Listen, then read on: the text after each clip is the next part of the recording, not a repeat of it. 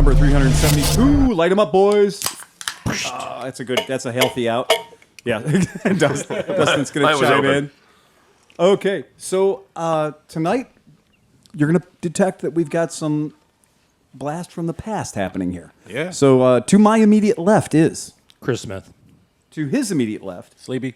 And again, a triumphant return to his immediate left, Adam Constantine. Yeah, and to his immediate left, Dustin. And to his immediate left, John McElfresh. And to his immediate left, Steve Hoffert.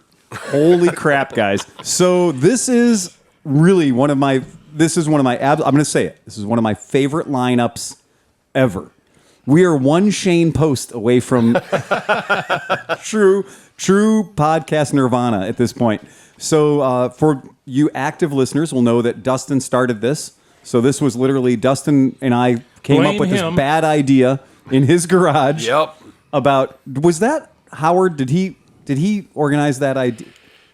Who planted that brain baby? I can't remember. I think it all started with you were listening to a whole lot of podcasts on your random road trips. I was. And you're like, hey, we could do that. I think I might have said they all suck. Yeah. Yeah, we can do better. You did say, you said there's not one good motorcycle podcast out there. We could do better. Right. Oh, you must have been listening to the Misfits. Oh, just kidding. No, they didn't exist then. They followed after us. Yeah, they didn't exist then. But the point was, at that time, when I made that statement, I wasn't wrong. No, you weren't at all. Because I think we're the longest lasting of any of these motorcycle podcasts. Easily. And now I would be happy to say that there are at least 3 good motorcycle podcasts. So that's good if you're keeping score. And if, one of them is us. So that's fine. I believe you asked me, you're like, well, what would it cost me? And I was like, a set of 2-in-1 mufflers for a CB350. Actually, I do think that was exactly what it was. And you're like, sold. and you brought those a week later and we started I think that was it. I think that literally... I think the only money that changed hands was a set of Mac 2-in-1 headers for a CB350. Yep, that was. And Dustin, I think Dustin was like, "You are aware I have a studio in my basement,"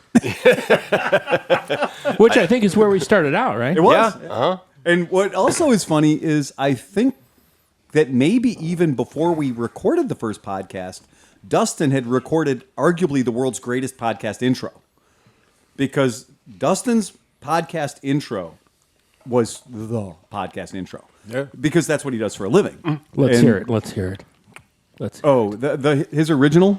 Let's hear it. Well, he's got food in his mouth right now. Yeah. But it was the manliest intro you'd ever heard in your life. Welcome to the ClevelandMoto podcast. Yeah, no shit. Yeah. And okay, I got chills just now. That's it. And my left ball just grew a little bit. My left nut just grew. And then Adam might not be aware of this, but our number 1 performing podcast, the one that if you go and look at our stats, the one that got more listens than anything else ever, a disturbing number from Poland, was Hurricane Adam. Wow. And I was like, the metrics on that podcast were bizarre, but we did get way more listeners than for any other podcast. But because you were tons of Mexicans, totally. Because you were going to go down and secure your world from the hurricane. Well, it's amazing how some people just really gravitate towards the plight of others, And I think that was the whole idea, was like, this guy's going through some shit. We should give it a listen.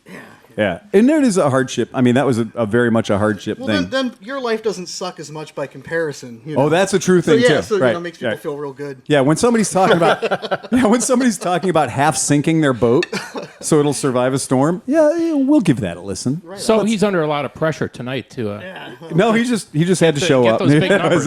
Yeah, we were happy he showed up. You better have some hardships, boy. Yeah. Well, one of the first things. Let's get the new business out of the way first, because May 22nd is the Distinguished Gentleman's Ride, and for people who don't do this, it's May 22nd anywhere on fucking planet Earth. Okay, so where is it in my town? It's May 22nd, right? I live in Australia. It's May 22nd. It just happens earlier than it does here, right? It's like Christmas. It doesn't change. Yeah, it doesn't change. So Distinguished Gentleman's Ride's May 22nd. Consult your local whatever calendar. Yeah.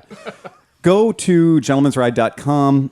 and get the information. Now, I'm going to say it again for the stupid people. Do not ask the guy who organizes your local DGR, hey man, can I get all the details for the DGR? He should tell you, or she should tell you, it is at gentleman'sride.com. You kind of have to register to get the data because the Yahoo factor on this thing can be pretty fucking high. And they ask a lot of the people that organize it to try to keep people from dying. We have had more than one crash on DGRs. It's a thing. We get a lot of people together. We're all kind of moving in the same direction. There are cars out on the road trying to kill us. It's a spirited ride. It's a spectacle, right? And it's a spirited ride the way we do it. So, yeah. And everything was great until 26 guys on mini bikes showed up and decided to fuck the whole thing up. We love you guys. But yeah, contact the guy who's organizing in your area. And if you don't know who that is, then just go to gentleman'sride.com. It's really freaking simple. And when you go to gentleman'sride.com, you'll learn almost instantly that there is a component of like, oh, they're going to ask me a little bit about myself. They're going to ask me a few things and say like, what kind of bike do you ride?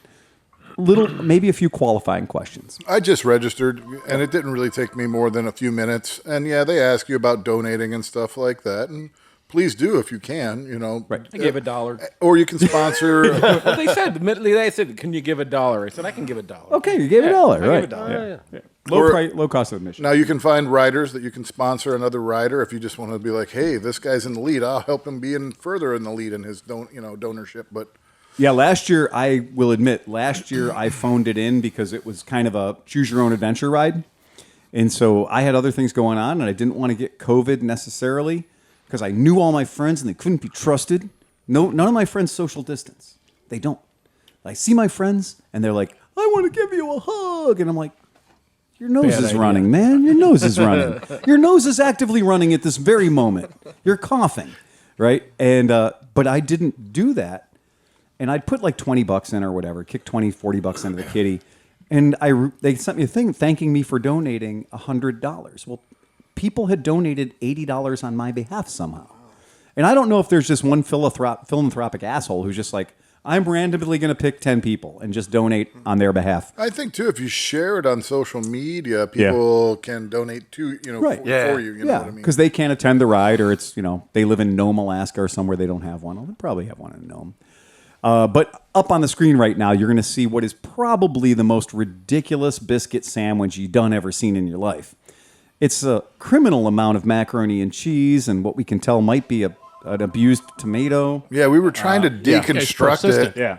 And it's like The shop has to be open at 7:45. Well, come on. Okay, yeah. Immediately, I was drawn to the very thick cut bacon. Extremely thick cut. Looked like candied bacon, too.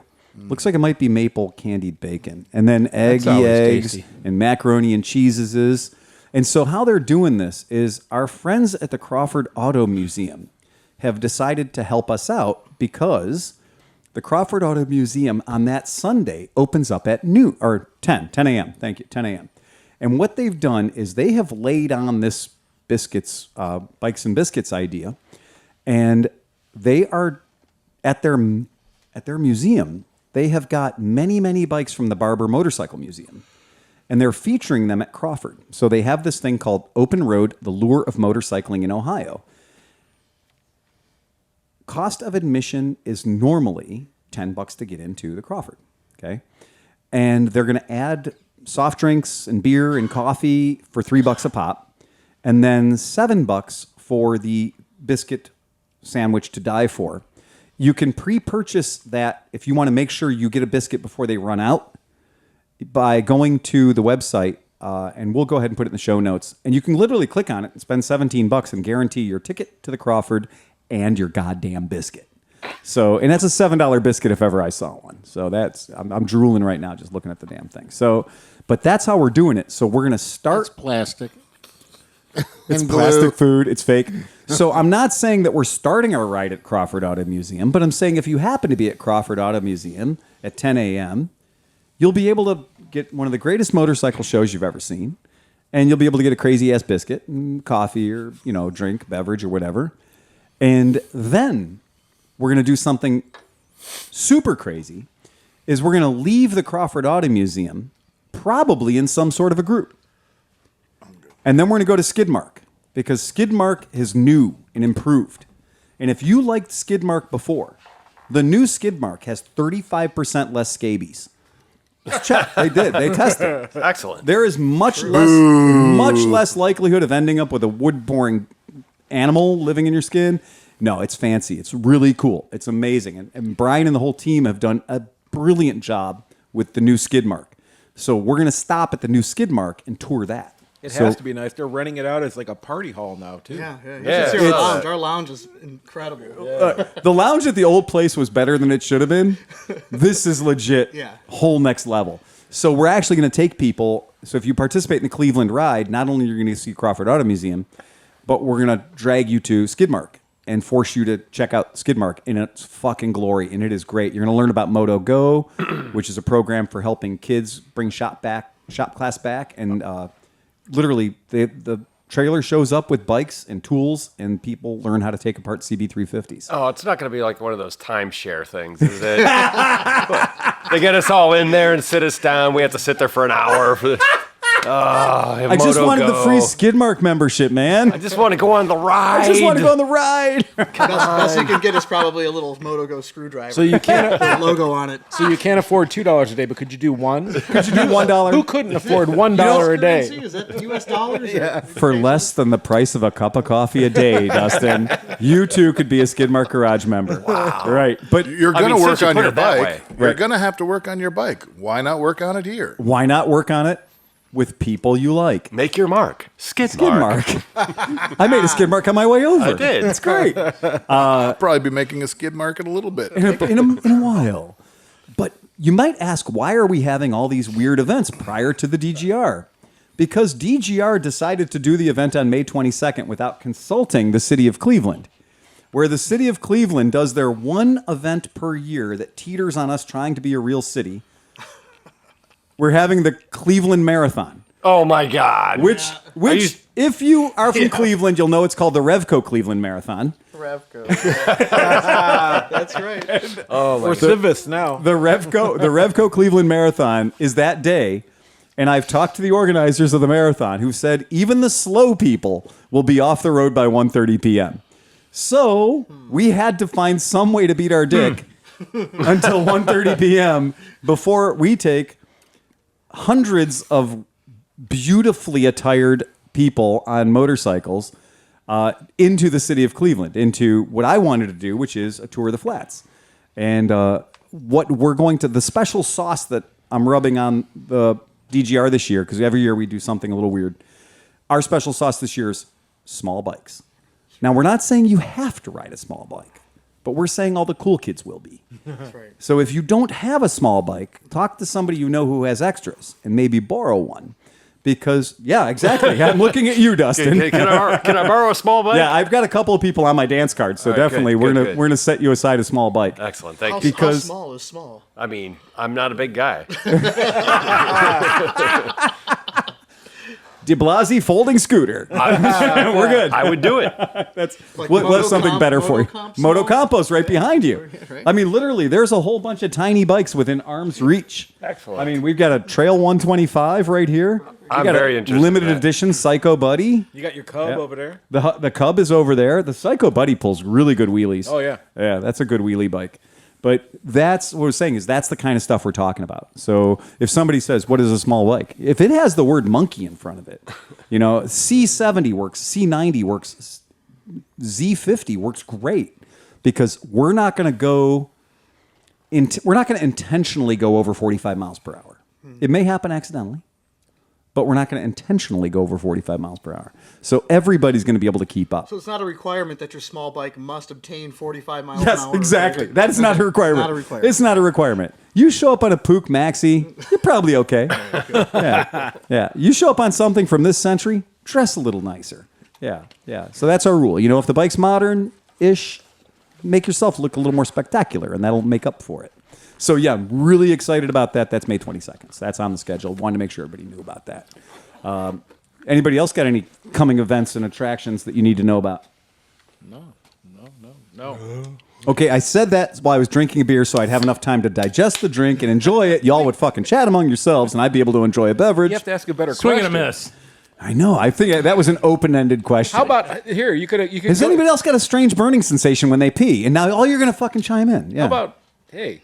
You want to go to the bathroom and have a dinner? What you been doing, Dustin? Working.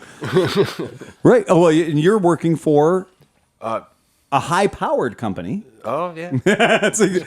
I know. No, I'm a phone lineman. Yeah. Yeah, we're not. Yeah. I don't work in power. Okay, I but you do deal with a working- lot of downed lines. Like, Yeah. Yep. Just last night, as a matter of fact, till about 1:30 in the morning. And Yeah. that's, I mean, it's a scary job. Not Are you for in nothing. the bucket like you're up Yeah. in the air and stuff? Oh shit! Yeah, it's kind of a scary fucking job, isn't it? All Puts Dustin in day. a bucket. Puts the Dustin in a bucket. Places Dustin in a basket.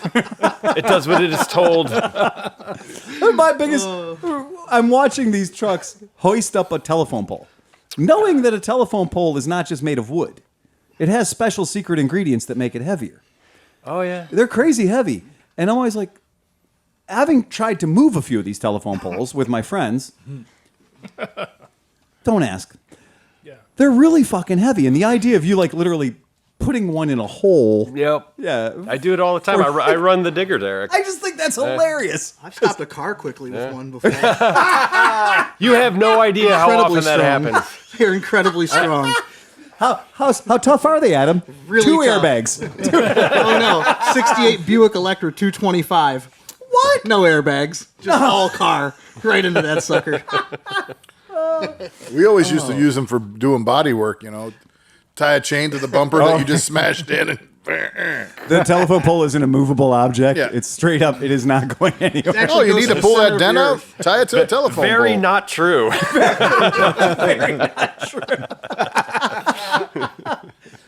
They move quite a bit. What I can assure you is it is not the thing you want for your campfire. No, not with all the creosote on them. Yeah, that's So that's the trick Bad. is I learned they were really hard to get going. But once you got them going, you lost all your friends. 400 years later. Nobody wanted to be around you anymore. Well, you lose the mosquitoes too. You do lose the Yeah. mosquitoes and the owls and the snakes. and your lunch. And your lunch. Breathable oxygen. Yeah. It's a terrible idea. It's fucking awful, man. The Oh, yeah, it sucks when you're climbing them and you get a new one. We call them wet poles because when it gets hot out, they start to weep. oh, all the oil comes out. Yeah, because when they're new, it's you go up, your gaff goes in, it's like it's bleeding. You're like, oh, God, Does I that got a stuff? wet pole. Does that stuff still give you like a rash and yeah, stuff? it does. Oh man. Is there an MSDS on the pole? On the pole itself? No, I'm sure I could find it somewhere. But they don't really use creosote anymore. It's a mixture of like aluminum and something. I had to look it up, and I watched one of those How Of You course Made on it it. couldn't just be creosote. Now it's got to be leftover fracking water. Well, Creosote's been of course, banned. creosote was, it's carcinogenic, like everything else, It's not unlike the PCBs that are inside the transformer on the top of the pole. Only old Transformers. Oh, really? Yeah. Okay, good to know. Oh, yeah, those jobs are great to show up to. You show up, you see the EPA, you're like, well, fuck, we're getting paid for the next 4 hours to do nothing. While the EPA nerds go around testing the Oh, yeah. soil and, All around the pole. Yeah. All right, well, who's getting a pizza? Do transformers still make a lot of noise when they explode? I usually show up Afterwards. Yeah. I show up after the Like lightning a good strike. police officer, you show up after the fact. I'd like to call it the scene of the crime when I get there. I mean, it'd be pretty amazing if I could show up right when it broke. Like, oh, hey, we're here. Let's fix that. But it's not like you could stop it if it was happening. No. Hold on, I'm here. Let me prevent this from happening. Dude, I've knocked poles over like down the lead before. You don't realize the next one down's broken. Oh, get the fuck out of And here. you drop a cable and you look down and go, oh fuck, there goes that one. You got a bonus pole. Yeah. Hey, call the inspector. Tell him we got another broken one. I've seen some of that shit. It looks like 1800s yachtsmanship, where you see like a pole that is like tie down strapped to another pole. Oh yeah. Yep. And Dude, I do it all the time, man. it doesn't look safe. Well, no, we have to. A lot of times when we go set a pole, if it's Yeah. a pole that the power company's on, we can't transfer till power transfers. Okay, makes sense, right? So I'll go set the pole, and then I can't leave the old pole just waving in the No, wind. probably not a good idea. So I have to go up there and strap the old pole to the new pole until the power company shows up and transfers their shit, and then we can go do ours. Seems like you handle a lot of poles during the day.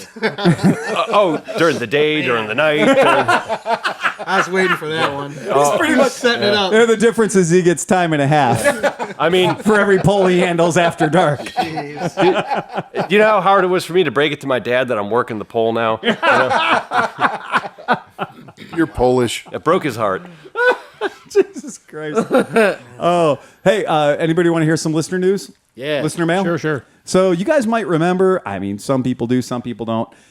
Them just visions of AMA vintage days and fireworks and drunken madness, which is the past 20 years. But only one guy made a helicopter out of his dick.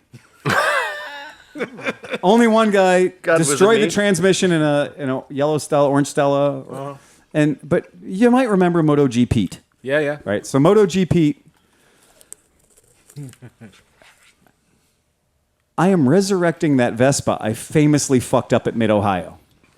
Insert story time. So yeah, he'd had about 97 drinks. And this is all before the fireworks display and the smoky burnout from hell. And he just wanted to ride his Vespa off-road where all the cool kids were going. Oh, yeah. And the definition of where the cool kids was going was like a ridiculous ravine, hill climb, hair scrambles. That's where I found out the KE100 I bought didn't have brakes. There you go. Right. And there was shit that, no kidding. Oh, like yeah. trials bikes really were kind of like, no, you go. That's fine. You take that. And he went into that with a sense of bravery and whiskey confidence, Dutch courage, that I've never seen before. And he did. But the problem was he decided to do it. The Vespa had other ideas. The Vespa was like, fuck you, I'm new. I'm like fresh. My paint's all still on me. And it's still all the wheels pointed in the right direction and shit. It was a cool scooter. It was a legit cool scooter. And it came off the trailer. They trailered in from Colorado. And it looked great. The Stella, silver Vespa is really cool. But then he just hate fucked that bike. And he hate fucked that bike for about 2.5 hours. And just kept hitting boulders with it and tree limbs and stumps. And every time the bike would stop, he'd just pick it up and throw it over the next, obstacle. Now, anyone else would have given up out of lack of interest or, preserving the bike or preserving yourself. But no, that son of a bitch was dedicated. And when it came back, it was making noises no bike should ever make. And we all went over to the Kickstarter. And, a Kickstarter, no matter what gear you're in, a Kickstarter will give you some resistance because it's hooked to the transmission. And the transmission is usually hooked to the motor. His gave no resistance. Yeah. I mean, I've seen flags in the wind put up a bigger fight than his kickstart lever on this bike. And we all kind of walked up and realized, ooh, that's done. Well, he did 30 years of patina in 2 hours. Oh, he did. And he did manage to dent all 6 sides of that bike. Yeah. That's front, back, left, right, top, and bottom. Now, wait, what kind of Vespa was this? It was a modern, well, not an automatic modern, but remember that 2005 when they brought out the PX 150? Oh, God. So it's like a P200. Yeah. But it's electric start. Like, pretty bike, like by any standard. The Stella's more expensive brother, right? Right. The Stella's actually Italian brother. The Stella's snooty Italian brother. It's totally what it is, too. Because you're like, so wait, I can get a Stella for... You're Indian. How quaint. Oh, you're building bikes with my cast-off hardware. Oh, I remember when we used to own that tooling. How does it feel to be built by peasants? That's what it would say. Why do I make Italian sound French? It does sound French, but honestly, ACMA was in France. I'll allow it. Yeah, I'll allow that. But he did fuck that bike hard. And it got to the point where, like, it didn't run. All you could hear was the piston slapping. Like, it was a mess. Okay, story time's over. I'm giving up and buying a new motor for it. I gotta say, you're not wrong. You're totally okay. The forums would have me believe that getting one shipped to me in a cooler is the best way, and I think that means in a crate. But anyway, But you Unless must. he means smuggling it. And Now I have bought a few. I did ship. I shipped. Usually that's a black put market it in a kidney. cooler, and then I bought a cooler. That's I all shipped it a is. T5 motor back from Germany when my wife and I were on honeymoon, and I put it in a cooler and just wrapped it very carefully and said that it was a cooler full of books so that I could get postal rate or the media rate. So another scooter wakes up in a bathtub full of ice. That's crazy. Yeah. It's got a sticker. It's got a little sticker on it that says "Go to the hospital now." Wow. Go to ClevelandMoto now. I don't know what happened. She told me she was a pro, and Eddie, I woke up and I was missing my motor. that's great. So maybe he was ahead of the joke. But you must be the guy who knows the best way to ship a motor. Is it crate, cooler, or something else? Also, I have to bring this up. In episode 370, at 2 hours and 1 minute, Grumpy Sewer Guy announces to Barely Notice emphatically, needlessly, and extraneously that he believes Zero should make a trawler. On brand, Grumpy Sewer Guy. On brand. This may be the quintessential Cleveland Moto moment of the year so far. I wonder what else Grumpy Sewer Guy wants Zero to make. Please ask him for me. I wait with eager patience to know. Okay, so first question about the motor. Here's the trick. Buy a fucked Stella. So get a Stella that is abused from every angle. I have one in my workshop right now. Except for the motor. Exactly. Because here's the trick. Usually, the more crumpled up the outside of the bike is, that indicates a person that really didn't know what they were doing. And the motors usually are pretty fucking good. So you can run a bike into, let's say, a telephone pole. Hey. So, and how this can be story time is years ago, one of the first people we sold a Stella to was this cat named Tom Jordan. And Tom Jordan, international man of mystery around Cleveland here. He worked at a bar on Put in Bay called the Goat. Yeah, the Goat. Or the Pump, I can't recall. The Pump on Put in Bay. That's a bar in Put in Bay. Pump. The Pump. The Town Pump. He worked there. Village Pump is Kelly's Island. I think. That's Kelly's Island. I think you're right. yeah. So I think that might have been the one he was working anyway, at. yeah. But he did a stint there as a bartender. He was a cook on a cruise ship. The guy had not as interesting as Adam, but pretty fucking interesting. But he came into my shop and said, I would like to buy a Stella scooter, please. I'd like to buy one of your finest Stella scooters. And we said, had you ever ridden anything like this before? And he said, no, but I'm willing to learn. And I said, cool, great. And he said, I completely pictured this guy coming wearing an ascot. no, he's I like to wear one of your finest scooters, The sir. monocle. this guy was one of those like Good sir. he did have perfectly round glasses, but he was absolutely nerd. Like he was purely knows way too much about civil service, and he's a city planner, right? So he shows up, and we're like, okay, great. So we decide we're going to sell him a Stella, and we pick out the bike, picks out a beautiful red one, and then says, well, this is great because I'm driving to Denver tomorrow. Wow. That's my kind of customer. Right on. So he's like, yeah, I'm leaving for Denver tomorrow. So what do you think I'll need? And I was like, well, 5-gallon drum of oil. you're going to need a whole lot of iPhone. That's it, right? You're going to need a lot of lube. And so I was shocked. And in fact, I had called our buddy Colin from Sportique Scooters in Denver, and I told him, this nutter who is buying a Stella today is going to be coming through your fair city, I don't know, 3 days, 3 months, not sure. He doesn't seem to have any hard plans. But when he does, here's the thing. I want you to sell him a rear tire and do his first service, because I know he's not going to be here for the 600 to 1,000 mile first service. He's not going to be here for basic. So it's on me. When he shows up, this one's on me. I'm sponsoring this part of his trip. Please take care of him when he shows up. And my buddy Colin's like, yeah, of course. No questions asked. Thinking he might not ever make it. But then to drive the point home. It's like 1,900 miles to Denver. Yeah. Yeah. On a bike that does 55 on its best day, and it's brand new, not broken in. And Through Stella's had what I like to call fragile cranks, right? So But if you stop and come and go, they'll fix you. they'll fix you right up. So dude gets out in front of my shop. We signed all the paperwork. He and you guys know West 25th Street. It's a 4-lane street right out in front. There's a lot of traffic, kind of a hot, happening place to be.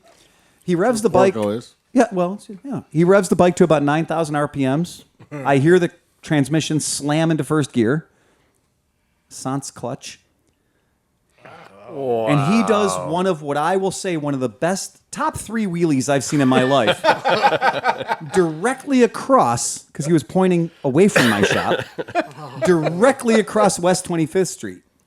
And brushes against the telephone pole right across from my shop in front of the cell phone store with his right shoulder, which is enough to spin him in a circle that he lands.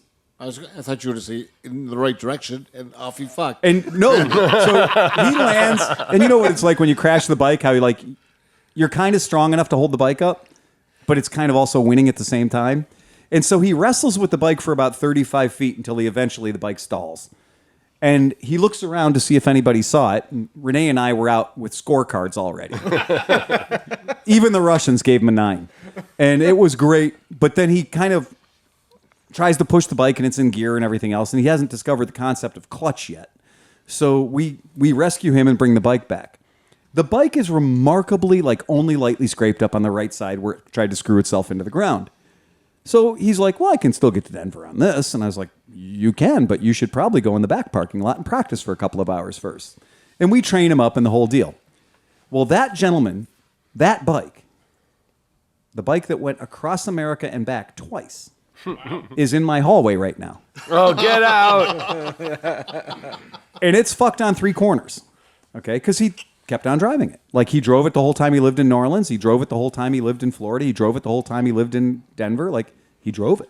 And when he'd go out on the cruise ship to go do a cruise ship thing, the bike just kind of hung around. The real question is, did he get any better at wheelies? I think he must have. Oh, right. Yeah, I think if you're going to ride a Stella for any period of time, you do get better at wheelies. So that's the kind of bike we're talking about. That's the motor donor. So Pete, if you can hang on till mid-Ohio, we'll hook up on the motor thing. Or find one in a city or town or village near you, or talk to Colin at Sportique Scooters and see if there's a Stella motor hanging out anywhere. Yeah, but not that bike because it's been across the United States a couple of times. Right, but you don't want that motor. If you have broken cases, you have broken cases. There's nothing you can do about that. But if you don't have broken cases, if you don't have cracked cases, there's nothing about a Stella/Vespa motor that can't be renewed.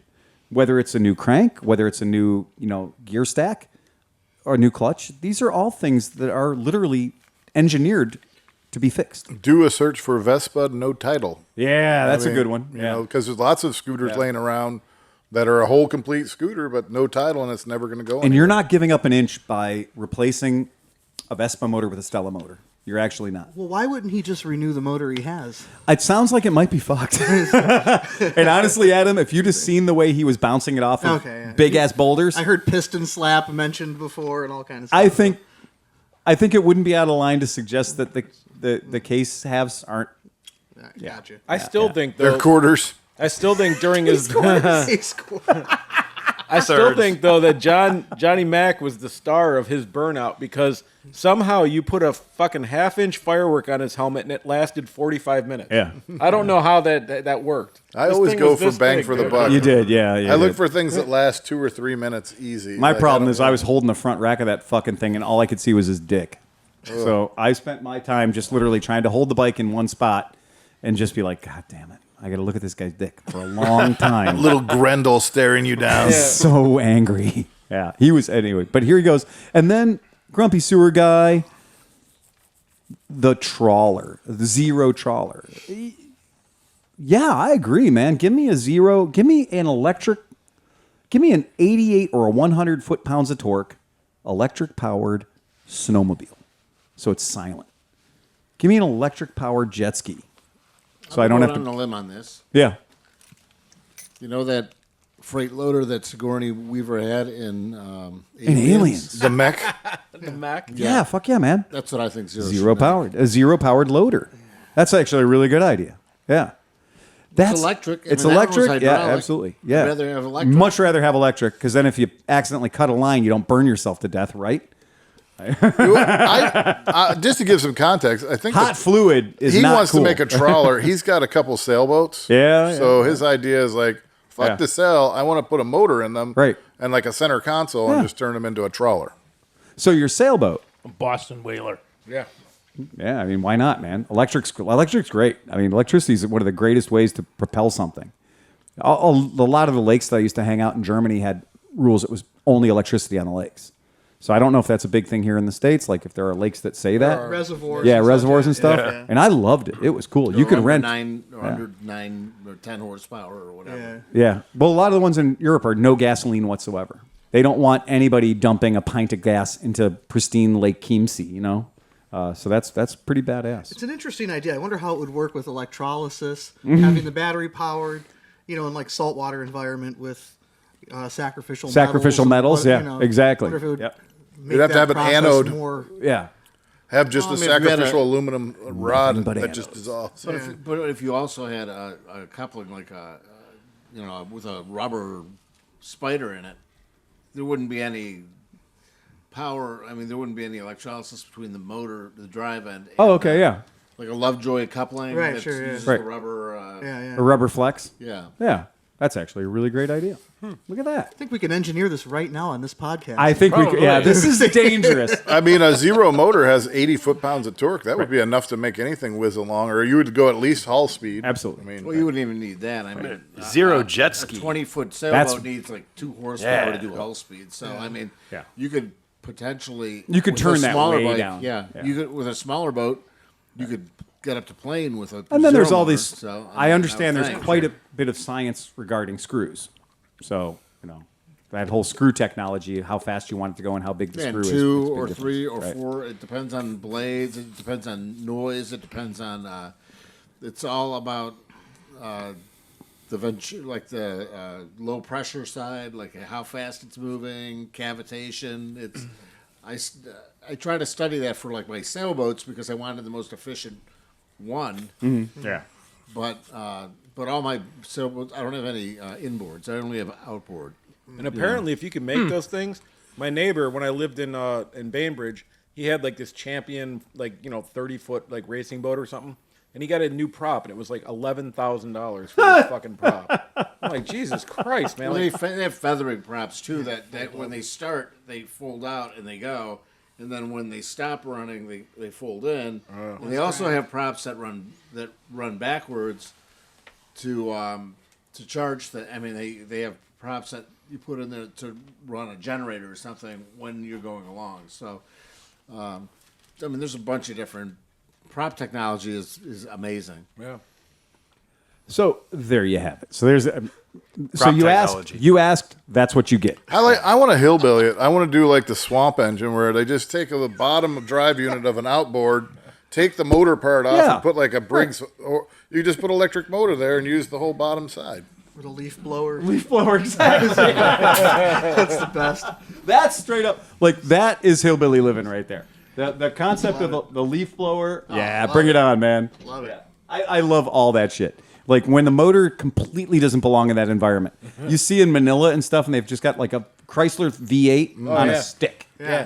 And it's With a, long, Chrysler a drive V8. shaft coming right out of the motor, Oh fuck yeah! 20 feet behind Yeah. the boat with a propeller on it. On a canoe that's 17 inches wide. You've Yeah, been watching scary guys. Burt Reynolds and Gator too much. I was just watching some of that the other night. The guy had like a turbo diesel. He's just rolling coals, Totally. doing 90 miles an hour in this And it's 8-inch wide canoe. Right. And because the water's really shallow, you only dip the prop in enough. Yeah. Just enough. But I want to know how they float. Like they got a 600, 700, 800 pound motor on this fucking canoe, and it's floating. I can skip a rock. That son of a bitch won't float. So yeah, go figure. Move something fast enough, man. Move Watch out. Channel 8 tomorrow, and they'll explain here to we you go. about displacement because they're doing the boat boat races in Lakewood Pool. Hey. Oh, really? Cardboard boat races, and they were explaining. Oh, in Lakewood Pool. Yeah, they were That's kinda cool. explaining Yeah. to the team how much displacement you need to displace your weight, and the safety ratios and all that other stuff. And they were just staring at the kids like, "We're dumb." I like when you try to teach physics to all the kids, not just the smart kids, all the kids. So what you got is you got an egg. And we're going to go in the gymnasium, and we're going to climb up on top of this thing, and we're going to drop the egg, and you get to use all these materials to make the egg not break. And you're like, there's going to be a whole lot of broken eggs in this school. Just a whole lot of kids are just like wrapping the egg in cardboard. You're like, not too bad, not great. The other kids are like literally trying to build an airplane for the egg, and you're like, no, come on, man. Parachute. Right, yeah, parachutes, it's still not going to work. You're like, come on, man. John Nara. Okay, I'm going to get it right. Naruto? John Nad Ratowski. See, I had to break down the Nads. John Nad Ratowski says, hey, loyal party line member here. May I have the party line number?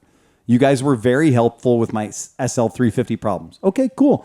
So here's how you get the party line number. Go hit us on the Patreon. If you're a Patreon member, you know where Patreon is. Hit it, send us a message, and I will immediately, because John, I'm gonna send this to you, but also anybody else who's a party line member who's lost track of the old burner number, because I don't have the old burner anymore. And I'm not going to be tricked into giving you the new number over the fucking Too many podcast out Russian loud. brides. Look, bad things happened. Somebody got a hold of that and was trying to buy Russian airline tickets. And like, it was crazy, the stuff I was getting. And I know it's not just the podcast listeners, because there's not that much dick on the planet for as many pictures as I was getting on that burner phone. And I was getting stuff that was like, you can tell me like, oh, it's a VPN and that shit comes from everywhere. No, man, I was getting some stuff that I can tell you was like Nigerian dick. It was crazy, the stuff that was coming in on that phone line. And the one guy's like, I'm a prince and I want you to invest money in, and then it's just a dick. And I'm like, that's not right. So I had to kill that burner. It's a very bad investment. Okay. The one day I got That wasn't Bitcoin. Okay. Dick coin. The one day I got 700 messages on that phone. Wow. 700 messages in one day. So we had to kill that phone. It was time to burn the burner. It was time to burn the burner. So there's a new burner, and if you send us a message on Patreon and you want to, I will give you the new burner number. It's great. You know, it works much better. This is why we can't Things have are nice breaking things. down over That's there. why we can't have nice things. And ain't that the name of it? You're like, you try to do something nice for somebody and it bites you in the ass. Ask John why we can't have nice things at work. Oh yeah, you were supposed to tell me a story. What is the story? Tell me today? more. I don't know what you're talking about. I don't know. Tell him the story. Which one? Tell him Okay, so I was mowing and I was trying to be careful because it was still wet out, but I did, we had lunch. I still had some time. I didn't want to just sit around and do nothing. So I tried to take the initiative. I got the grasshopper out. It's our diesel mower. It's a, hover round that you ride on. It's fun. I started out close to home. Did some things here. I slid down the hill a little bit, but I'm okay. I went back to what we call the pig farm, affectionately. That's where it's the police shooting range. Yeah.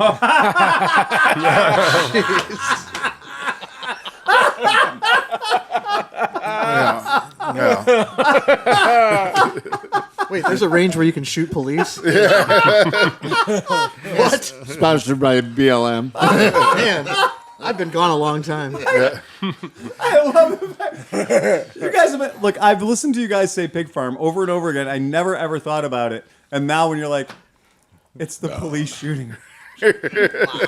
Okay. Yeah. Well, it earned its name that because, people were pigs and left messy stuff and, they didn't take care of the I don't range. know. So we go up there to They mow. don't pick up their brass. I mean, some of them do, but a we're lot the of them people that were using these range, what some might call law enforcement officers.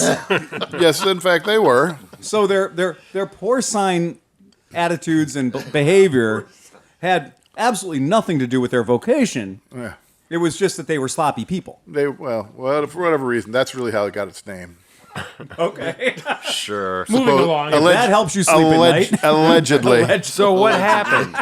So I was mowing back there, and I managed to, there were some soft spots. And I was like, woo. I got through, I stayed out of, I was trying to avoid any place that looked like I would get stuck. Yeah. But of course, we have substandard equipment where, this mower's got the same tires it was born with, and they're baloney skins. They're supposed to be agriculturals, but It's they're a year old. They look like the tires that came on a original ATC 90, the barely like a lug on them. This is the awesome diesel mower. Yeah, a three-cylinder Kubota motor. I mean, it's great. Yeah. Well, I went around the one corner and it's well, now this thing also has front and back dolly wheels. So as soon as you spin a little bit, it's sitting on the front front and rear casters, and the wheels don't do anything. So I try to self-rescue. I stuck some sticks under it. I try to do this, and I'm back and forth and back. No, I couldn't save it. So I called Steve because Solving an airstrike. in my mind, Steve was the only person left at the plant because everybody else leaves at 2. Right. But I forgot about a particular person who was actually at the plant. So Steve had actually left early and was halfway to Sandusky when I called him. Now he calls me stupid for not remembering that Ben was there. But I say, well, if you knew Ben was there, why didn't you tell me? Like, hey, why don't you call Ben? And I'm like, oh, I would have been know like Ben was there until I got back to the plant. Well, Ben always leaves early, so that's legit and everything. So then I got to have fun pulling him out with the Kubota. We have a 4-wheel drive Kubota, so I pulled him out. I got him onto the gravel, and I said, "Is this hard enough for you?" No, he didn't just pull me out. He pulled me 100 yards backwards across the field. Honestly, I'm like, too. I didn't even have it running, and he's just it's sliding sideways. I'm like, thanks for the ride. Appreciate it. There's no done like overdone, man. Yeah. So then I had to wash it off and everything. Man. Well, the last time I had a rescue you was when you rolled over the snowmobile in the landfill. Well, that was your snowmobile, and I was just helping you learn. You didn't know how to ride it. If anybody wants, so you guys, we have a mystery benefactor. Yeah, this is weird. This is fucking weird. So That occasionally, looks like a box of condoms. maybe for you, horse dick, but for us normal folks, condoms don't come in boxes that big. But anyway, so this is Glencairn. This is the second mystery gift we've gotten that is Glencairn. Now, if you are the person sending us this, don't stop. Thank But you. we'd like to give you some credit for sending us this shit. We'd like to read your name out or whatever. But so apparently somebody has sent us official Glencairn whiskey bourbon appreciation glasses. And so whiskyglass.com. I'm going to read what's on the fucking thing because you were nice enough to send it to me.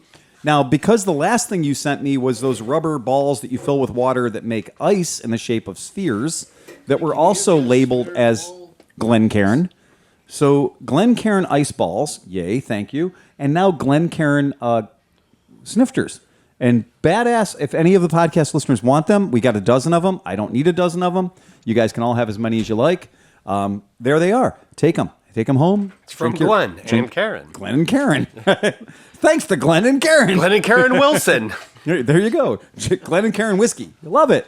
But yeah, they're cute. They're super cool. Yeah, there you go. Yeah, you can get your snooter down in there and the whole deal. So that's what that works. And that's it. I'm fucking shouting it out because I don't know who it... Look, His This balls could won't also fit- be his used as balls something won't to fit in look that into glass. things. Like if you put this in something, you can kind of get an what eyeball of on what's earth... going- Oh my God, what world do you guys live in? Can I change seats? All right, so one more message. Oh, shit, John's not here. Okay, we'll wait for a second. So Adam has changed bikes 11 times since his last time coming back to Cleveland. Or more. Or more. But he showed up last week at the podcast when we were doing it outside Yes. with the greatest bike ever. Well, hold on. Okay. Because there was a stepping stone. Wait, there's a greatest bike ever? Oh, boy. No, Every I disagree. week there is with him. right. So a couple of weeks ago, Adam shows up. We're outside smoking and drinking and doing what we do, maybe with fire, maybe not with fire. I don't know.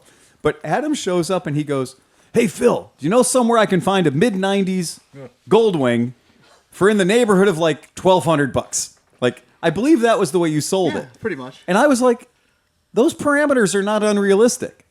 Like, as strange as it seems in a world where used bikes cost what new bikes cost, I honestly think that there's a bumper crop of old men that are dying off on the regular. I soon found out. Oh, boy, did I. So tell us about what happened after you left me and said $1,200 Goldwing. Well, I mean, I initially had this crazy idea about riding to Mexico City to get street tacos. Yes, you did. And I wanted to do it in comfort and style. And I thought, wow, an old Goldwing, a GL 1500 might be the key. The perfect bike. And then, if something happens with the narcos or the policia, you get on a plane and come home. It's a not donation. A big loss. Yeah, it's a donation. And, man, that first couple days of searching Marketplace really opened my eyes to a very strange world of GL 1500s. And you know what, too? The weird thing is we know that Facebook tends to be populated by an older crowd. Yeah, well, I didn't know that, actually. I kind of went into it a little bit blind.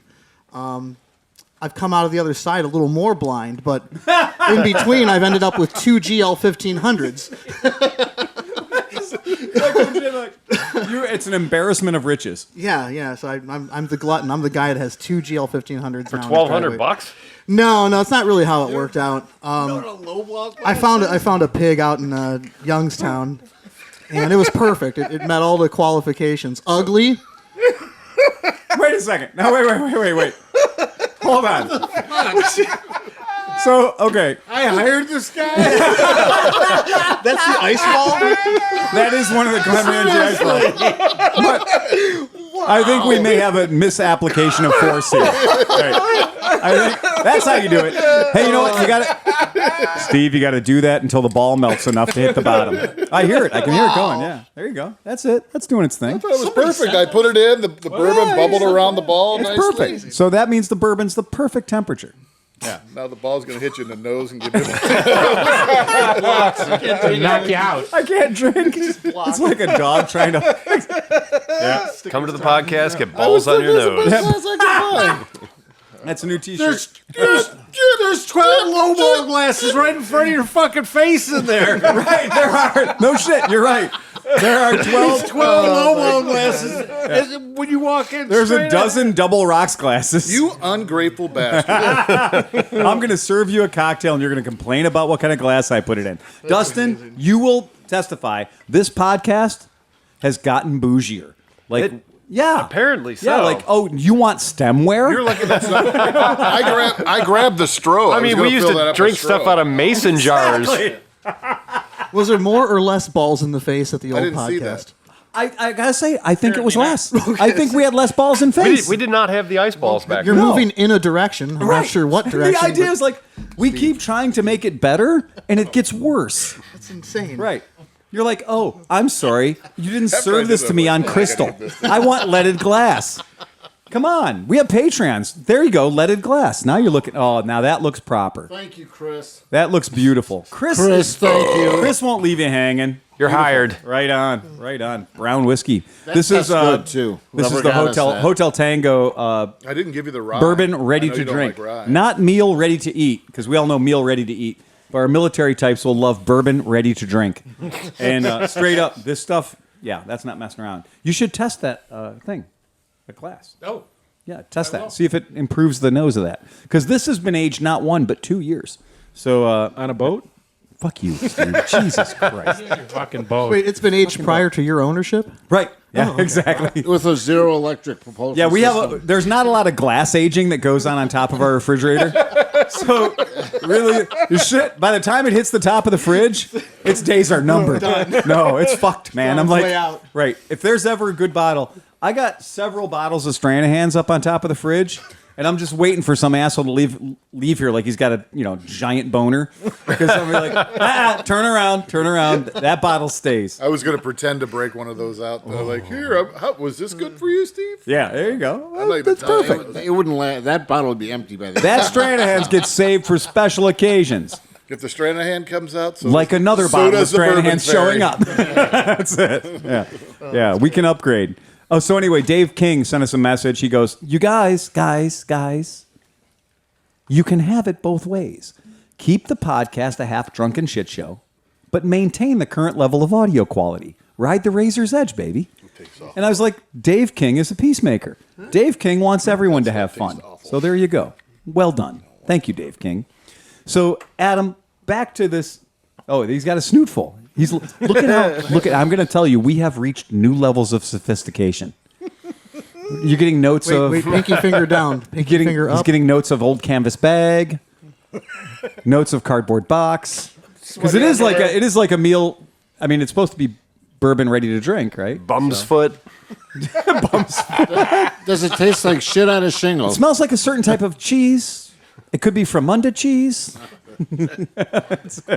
Could you have Socks. Is he tasting bourbon or is he having a stroke? He's having. Well, yeah.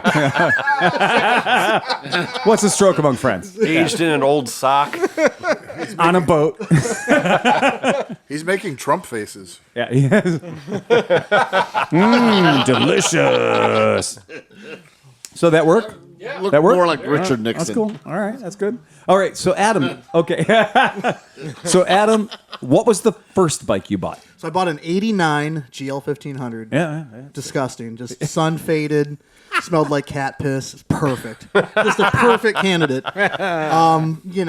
Motor oil came out of it. It was like mud.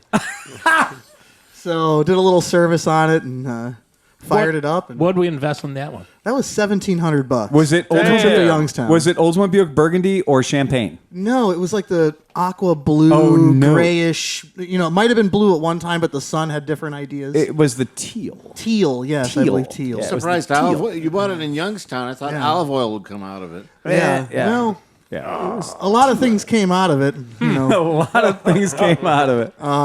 And what? How much U.S. currency did you pay to relieve that? $1,700. All right, 17. Yeah. On a $2,500 ask. Oh yeah, right So on. the The negotiations. negotiations Yes. ensued. But you did end up paying less than $1 a cc. Right, Yeah, which I thought which was is very solid move. Did you leave the severed foot in the trunk of that one? Or? I mean, I didn't even really open the trunk until days later, and I was sort of the part of Youngstown I got it in. I was like, well, let me just get this on the Get the trailer fuck out of here right now. Get out of here, just He in he had case. to feed the family of possums. I'm going to leave immedioso. So a little bit of service, and she's up and running and running well. I mean, it's really a great bike. And then I'm just not satisfied. I'm looking on Marketplace. I'm like, wow, I wonder how much better I can do than this. Because I mean, this is good. And this You did definitely fits the And you qualifications. did set the qualifications. Yeah. So you did totally match your qualifications.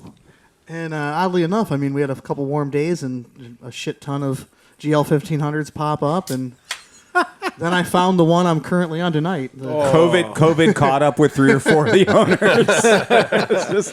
So actually, the one I bought initially was nice enough to where I serviced it and sold it to a friend of mine for $2,000, and he's happy as shit with it. Good. So Yeah, that's it. the other one popped up for $4,500. I offered the guy $4,000, so $2,000 out of pocket, and it's. You see the bike; it's I 10 love- times the bike. I love the whole. So what Adam just pulled off is what we call price justification. It's like I won't spend $8,000 on a new Moto Guzzi, but if I sell these 17 items at a profit, I'm getting that Moto Guzzi for $2,100. Right on. Because this one came in at this price and left at this price. This one came in at this price and left at that price. So only for a matter of a flip or two, I've lowered the price of that Moto Guzzi down to $2,100. Just trading paper. It's all you're doing is trading paper. It is brilliant, and that is exactly it. Because your investment in this thing is $2,000.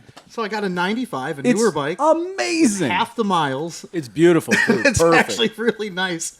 Probably the youngest guy riding around Cleveland on a 20th anniversary Goldwing 50th anniversary Honda. So it's double anniversary. 50th anniversary. Yeah. Anniversary. Yeah. Yeah, it's a double anniversary. Yeah, so I've got the Yeah. documentation. The guy gave me, I bought it from the original owner, who actually bought a big purple trike to replace it.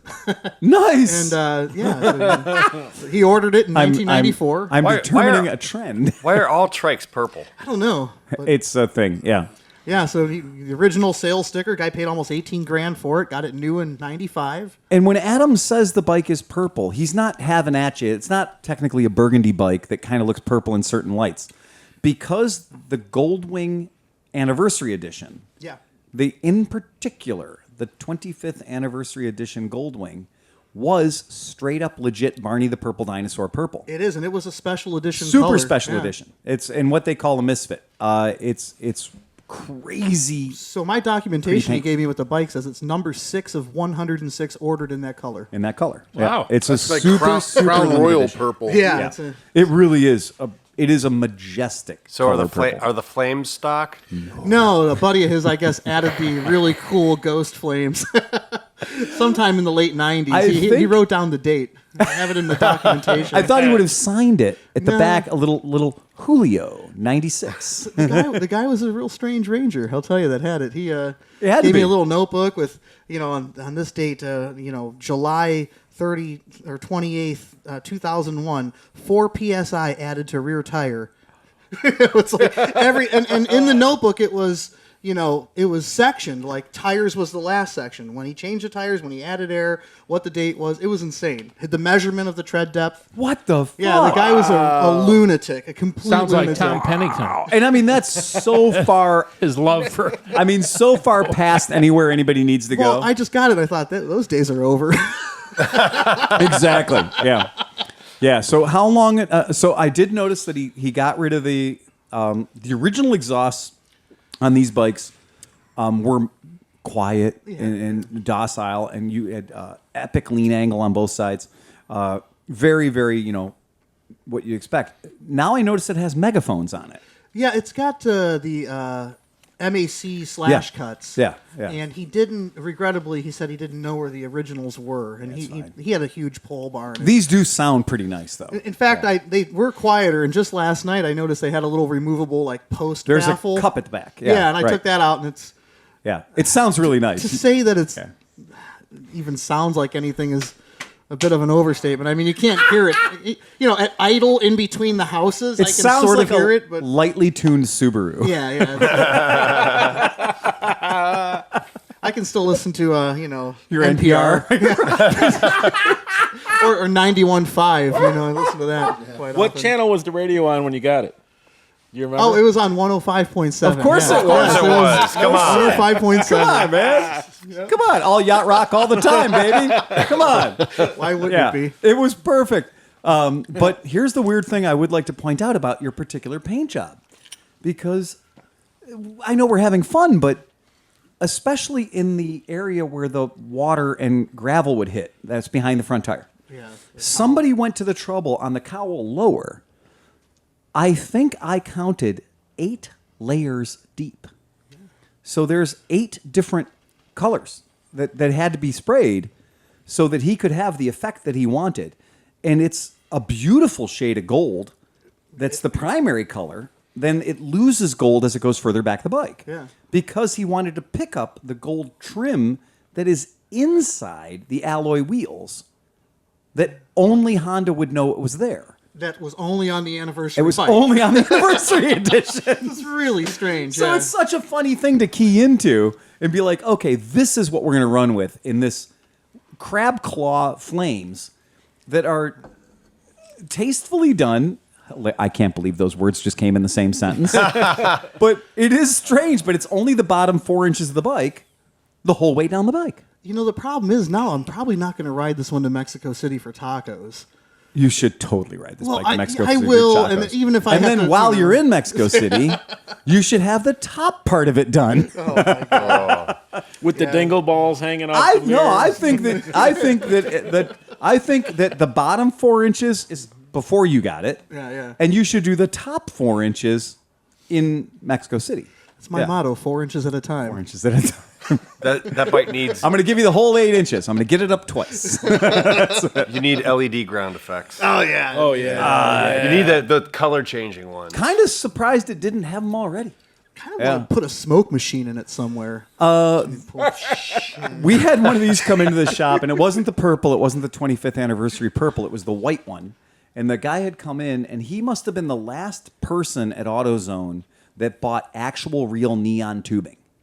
That the week when LED had been invented, and so the week that LED was invented, he got a closeout deal on 12 feet of actual real neon tubing. Oh man! And it was straight up the obviously Street Glow brand that we all know too well, with a big DC transformer in it.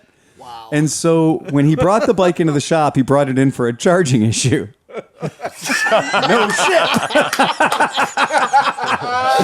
And he brought this thing in and he goes, yeah, I don't know what it is, man. This thing just goes through batteries. And I was like, do you science? Like, can I interest you in science? So neon is a gas. And it's the resistance to science that makes the colors come out of the gas. And he's like, well, and so the guy had about 12 linear feet of purple neon under this white Goldwing. Wow. And then also every J.C. Whitney item from the 26 pages of the Goldwing portion of the J.C. Whitney catalog. And it was all on the bike. And I said, well, yeah, I can fix it, but I've got to do a transformerectomy. And if you can let me do that, I'm pretty sure I can get the battery to hold a charge again. When he brought the thing in and I put a meter on the battery, at idle, the voltage regulator was 10.3 volts at idle. Mm-hmm. And at maximum chooch, it was about 11 and a quarter at maximum chooch. And I was like, as soon as I grabbed the brake lever and all 17 brake lights came on, the battery was like 9.2 volts and the motor was like, and it was pulling spark away from the coils. And I was like, dude, you rode this in here like this. And the funny thing was, he's like, well, just don't touch my stereo. And I was like, hey, what do you mean stereo? The guy had a 500-watt amplifier. I'm going to tell you how many watts a Goldwing voltage regulator can handle. It ain't 500. 263. There you go. It ain't 500. It's low. It ain't 500 watts.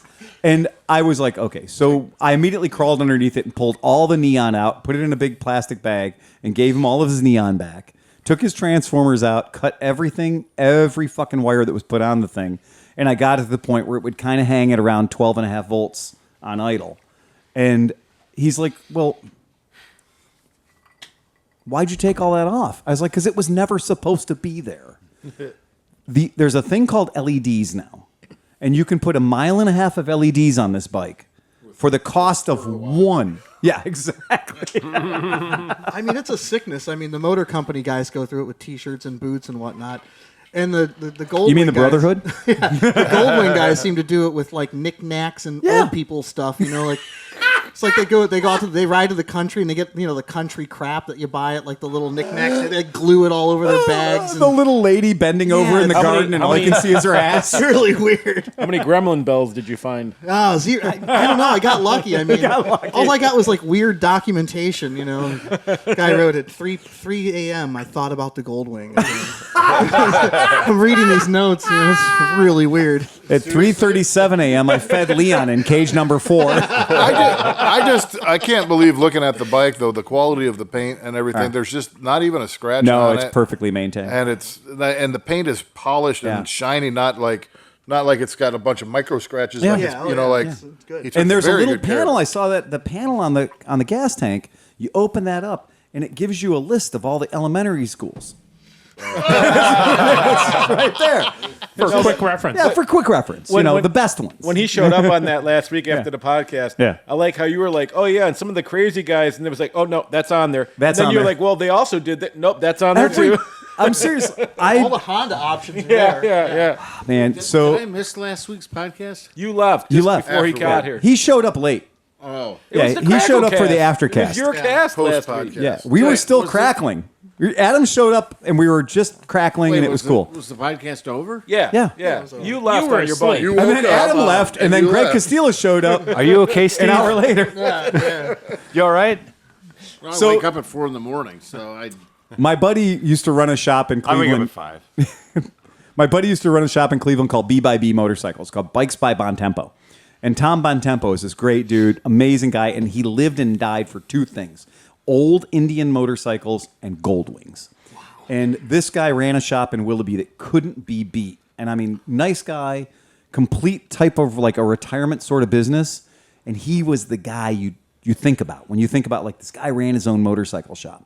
So he would do Indian Chiefs and Roadmasters. That was it. And Goldwings. And there was another guy in Cleveland called Al Sir. And Al Sir was all Goldwings. And like for years, when somebody'd call my shop and say like, I need a water pump on a Goldwing installed, I'd be like, call Al Sir. This is the number. And before that, we used to say call B, Bikes by Bontempo. And they were the 2 guys that knew Goldwings inside and out. They both knew each other, and it was a peaceful relationship. There's enough room in the world for both of them because no other dealership in Ohio wanted to work on fucking Goldwings. Because it's an adventure. Like, there's certain things about a Goldwing that you're like, okay, we're going to have to replace this water pump. Okay, we're going to have to replace this timing belt. There's going to be things that are going to be extremely arduous. And the guys might not want to bring enough wallet because they're like, well, I don't know. The bike's 10 or 12 years old, but it only has 20,000 miles on it. And you're like, yeah, it only has 20,000 miles on it, but it's 12 years old. Dried rubber belt. Exactly. Yeah. And there is a thing, like, just because your dashboard came out of a Honda Civic doesn't mean it's a Honda Civic. It does have a certain, I'm not going to say planned obsolescence, but the materials were sourced. It's not a UPS truck.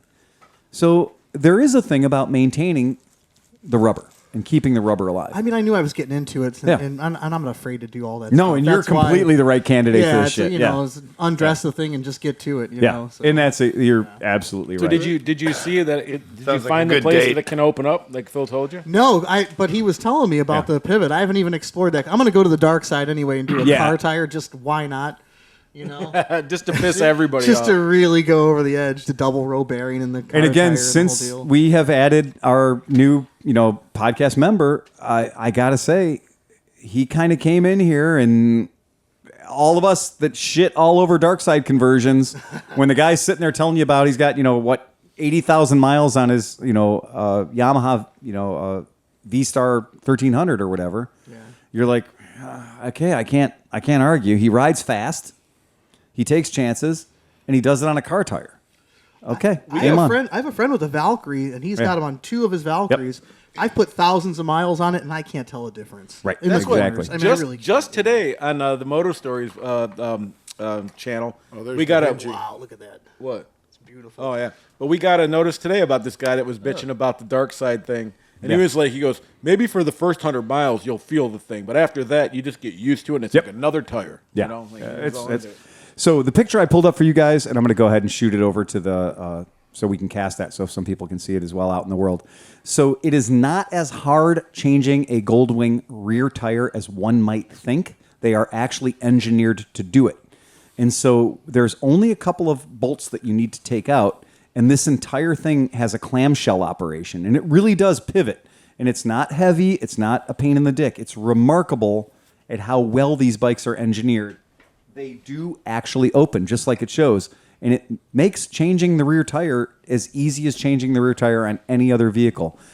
It does help to take the exhaust off just to make the job more expeditious, to make that happen easier. But there it is, and that just shows you. Center stand, look, it's not on a lift. It's on its factory center stand. You flip that tail section up, and you have probably the best access to change a rear tire of any motorcycle out there. You don't need to lay it over on its side. That is a myth. You don't need to do it. But here's a guy in the fucking woods doing the tire change on a GL 1500, and I mean that's straight on up rocks. Yeah, I mean, that's a guy who is living his best That Harbor life Freight at that rock? moment.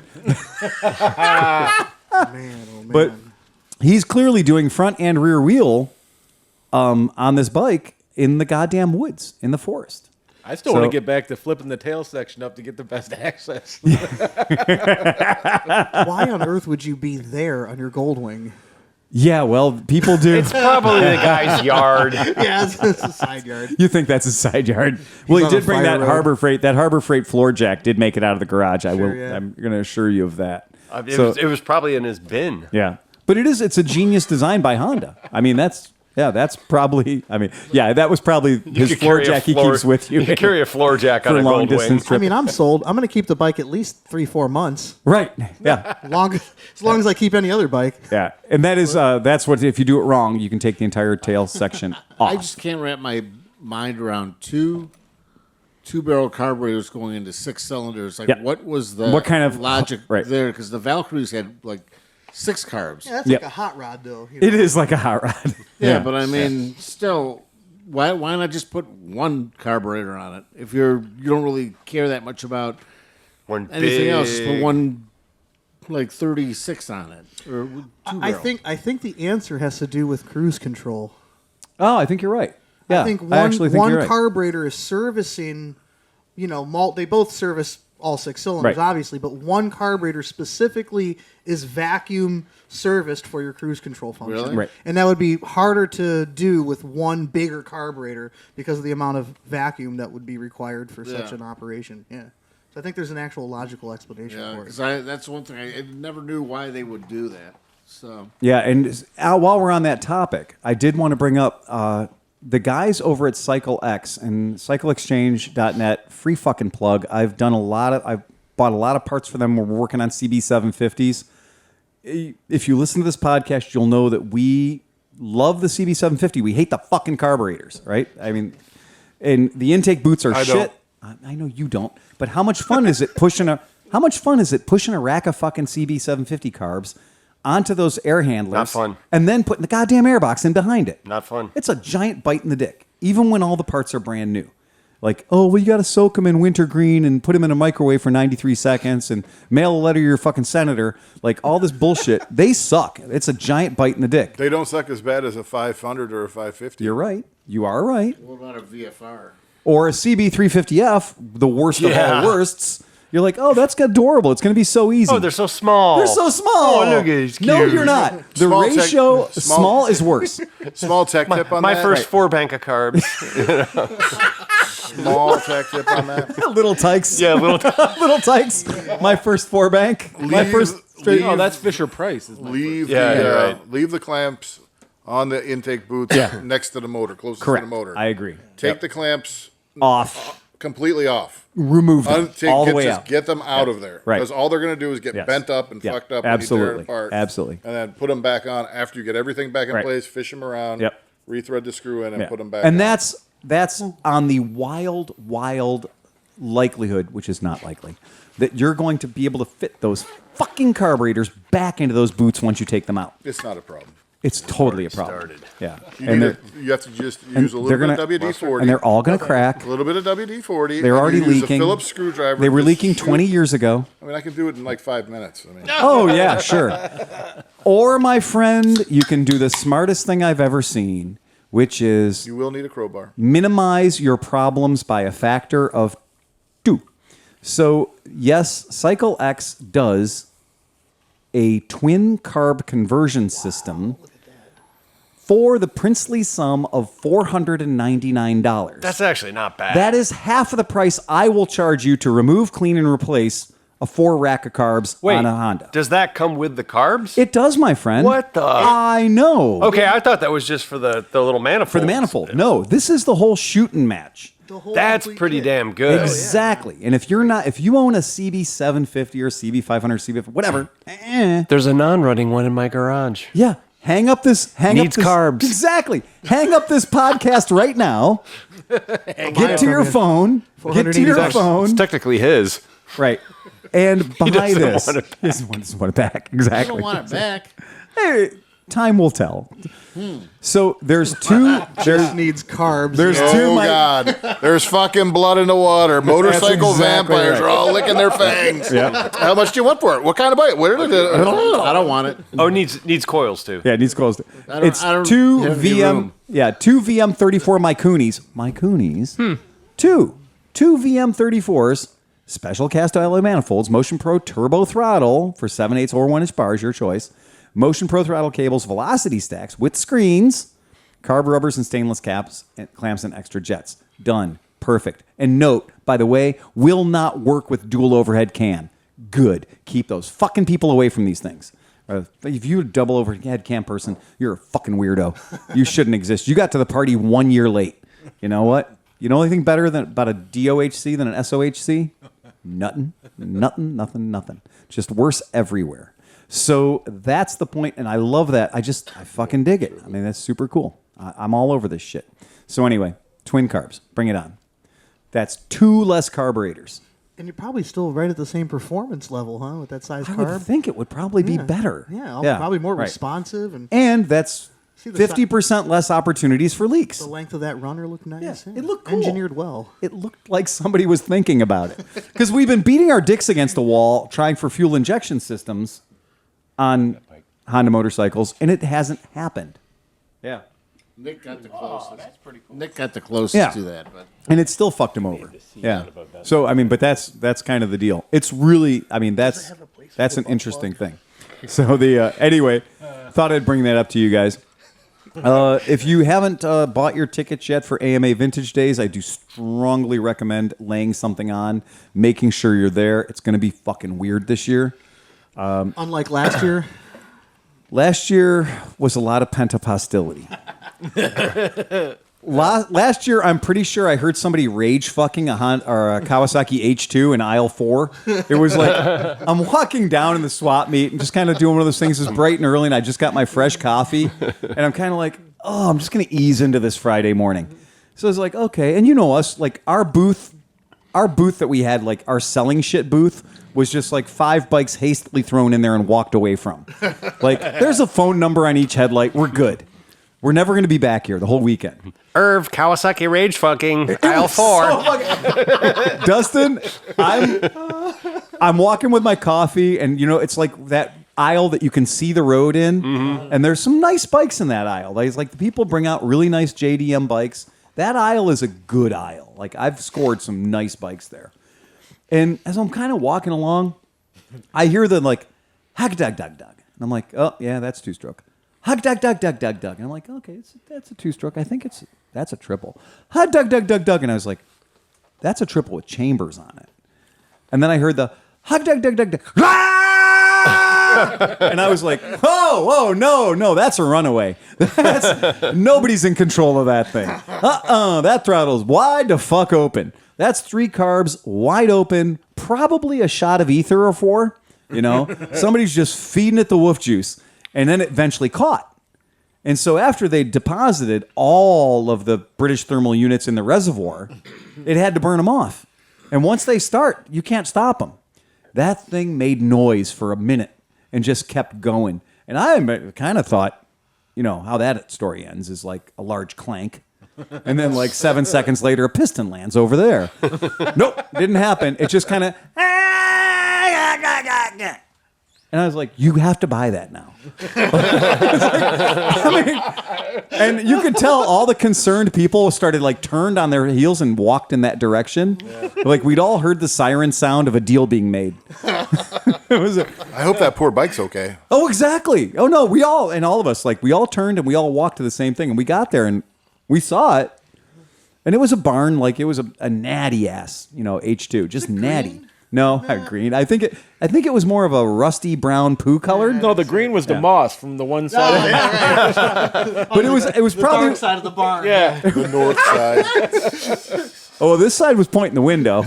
So I think it was one of those deals where the guy was like, I'll buy it if you can make it run. And the dude was probably like me. He was like, I'll make it run. Challenge I accepted. did that with my KE100. Exactly. I was like, get this fucking thing running and I'll buy it. And the dude, man, we'll be back in an hour. Me and Oscar went and did something else. We came back. It wouldn't start. He sent his son to go buy a spark plug. He came back and they hit it and it was like, brrr. He's like, it's running. And I'm like, all right, here's your money, dude. Mid-Ohio is the Wild West. Oh, yeah. We sold somebody a Trail 70 we had to cut the chain off of with bolt cutters. So they could push it back. So they could push it back to their camp. And this thing, we'd rescued this out of a rusty basement. I mean, like an underwater basement. We'd rescued this bike out of there like a week before. Maybe exchanged currency for it. I don't know. It might have been a weird secret low handshake. I'm not sure. But we sold it for not a small amount of money to a guy that was thrilled to pay it.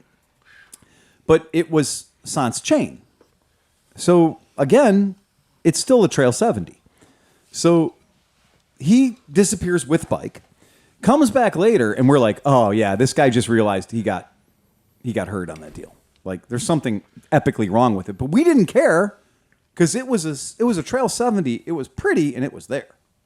And, I mean, that's enough at Mid-Ohio. So he came back, and I was like, oh, this guy's going to come back and demand a refund or something, and I'm going to have to explain the rules of Mid-Ohio to him. And he came back. He goes, "Can you give me a chain?" And I was like, "I don't know if we can get you a chain." And then we looked over at Bruce's camp, and Bruce had a chain. Hey, Bruce, do you got a chain? Yeah, I got a chain. So I was like, for Of course he did. I was like, "What do you want for the chain?" And Bruce is like, "Oh, it's free." And I was like, $30. It'll fit. It's right off of Trail 70. You know, because it came with literally a chain that was rusted into one solid piece of chain. And so it might not have been $30. Honestly, we might have cut him a deal at $40 or $50, I think. Yeah, it was a few dollars. But the idea was a chain in the, you know, sometimes a sale is all about location. I missed an opportunity. So we did sell him a perfectly good chain. And then he rode the bike past our booth a couple hours later, thanking us for selling him that Happier chain. than a pig in shit. Happy as fuck. I mean, super happy. And I think that might have been a Thursday deal. Yeah, that might have been a Thursday deal, Friday deal. So Mid-Ohio is where shit happens. It's bizarre. I did tell Steve, hell or high water this year. I'm Yeah. making it to Mid-Ohio for the whole weekend. I'm camping with you guys. But Oh, bring musical instruments. Yeah. I just today bought a fretless acoustic bass guitar. What the fuck? Hell Really? yeah. Oh, man. Specifically for Mid-Ohio. Yeah. Because Steve said, bring an instrument. We Yeah. got a jam. And I was Me like, and John been all playing. right. Now we got Dustin in. and I got my baritone ukulele too. Yeah, that so- baritone ukulele sounds We just great. need Yeah. a washboard player. Oh, I got to camp closer to you guys this year. a wash tub? Yeah. Get you a wash tub? I can Maybe see bring Steve, out- Steve on the spoons. Get Steve on the spoons. Get a washboard. Somebody's got to have an old jug. Fuck, of course, yeah. Right, yeah. I think Smith. Mrs. Smith's got a couple of jugs. Mr. Smith on the jug. He is an old jug. He's been playing with her jugs for years. I think that we could probably even scare up a set of bongos from somewhere just to really just I've got a little set of bongos. I'll bring those. Yeah, that's all you I need. got all sold your kinds of little bongos. shakers and a guiro. The Bring my bongo. guiro. Yeah. Oh, seriously. This is, I mean, Oh, a mouth harp. I used to have one. I'm not even allowed to call that what it's really called. A jaw harp, Phil. Thank you.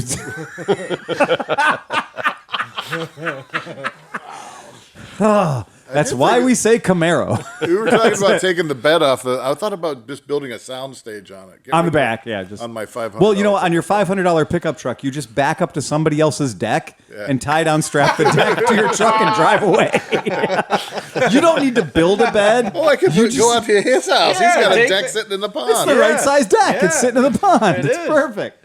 You know what? You're you might more than call it- welcome to grab that if you want. I'm just temporarily relocating the pier. We could just slowly drive around Yes. playing. Yeah, right. Oh, perfect. Yes. It sounds like Sleepy's mobile stage. Well, what's funny too is we know a lot of musicians like Kurt Edwards and stuff. Yeah. We know a lot of people that will just wander in when guitars appear. So it is kind of a fun thing in that regard. And I would think that rather than, I mean, we're going to be 79 feet away from tire burning mayhem. Beautiful. We should be the oasis of sound. Just a nice place to chill out and breathe in the fumes and just, you know, just enjoy a little picking and grinning. Yeah. 90.3. Just outside the Yeah. porta potties. Just outside the porta potties. Do you guys have your campsites and all that booked already? We do. Yeah. Yeah. So all you really need to do, Dustin, is just get an admission ticket. Yeah. Oh, okay. I didn't, because I was going to say I could book You one do right not next need to buy a it. campsite. Okay. We have yellow vests. So then once we put the yellow vests on, we just take the area you need to go. Right. Yeah. We're gonna make sure that between like the idea of like Phil and Liza's podcast rolling shit show, we generally will take over a small neighborhood. Good. Yeah. Yeah. And that's usually, and it works out pretty good that way too, because we'll use the large vehicles to make a safety perimeter. Right. Circle the wagon. You'll circle the wagons, exactly. Last time I was at Mid-Ohio was 2018. Really? Yeah. Yeah, I was like 3 months sober, and I Yeah. thought it was probably the worst idea in the It's world. not a really good idea. But hey, I'll be 4 years in a week, so. congrats, So man. at this point, you're like, my armor's feeling pretty good. Yeah, pretty tough. Feeling pretty tough at this point. Because that is the liquor is currency there is a very real thing. Oh, yeah. Yeah. And it's, I mean, all liquor, but you know. hey, once you get past the smell, you got it licked. Oh, that's awful. That's got to be. You got it out before I could even start. I was like, New T-shirt. Yep, exactly. oh, definitely. Yeah. Yeah, it's a bad thing. Where I see the middle eye,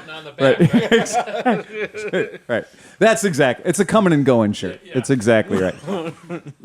I've had many deals, and if I'm the one I'm thinking about in particular, we had kind of hanging out at the camper maybe last year. and we negotiated an amazing 9-level deal with a guy. And it was crazy. There were vehicles in play that weren't even on site. But the guy comes up, and at the end of it all, he's like, well, how about we do this? How about if I give you X amount of money and you give me 5 beers? And it was like the beers were the negotiating thing because it was just that time of the morning.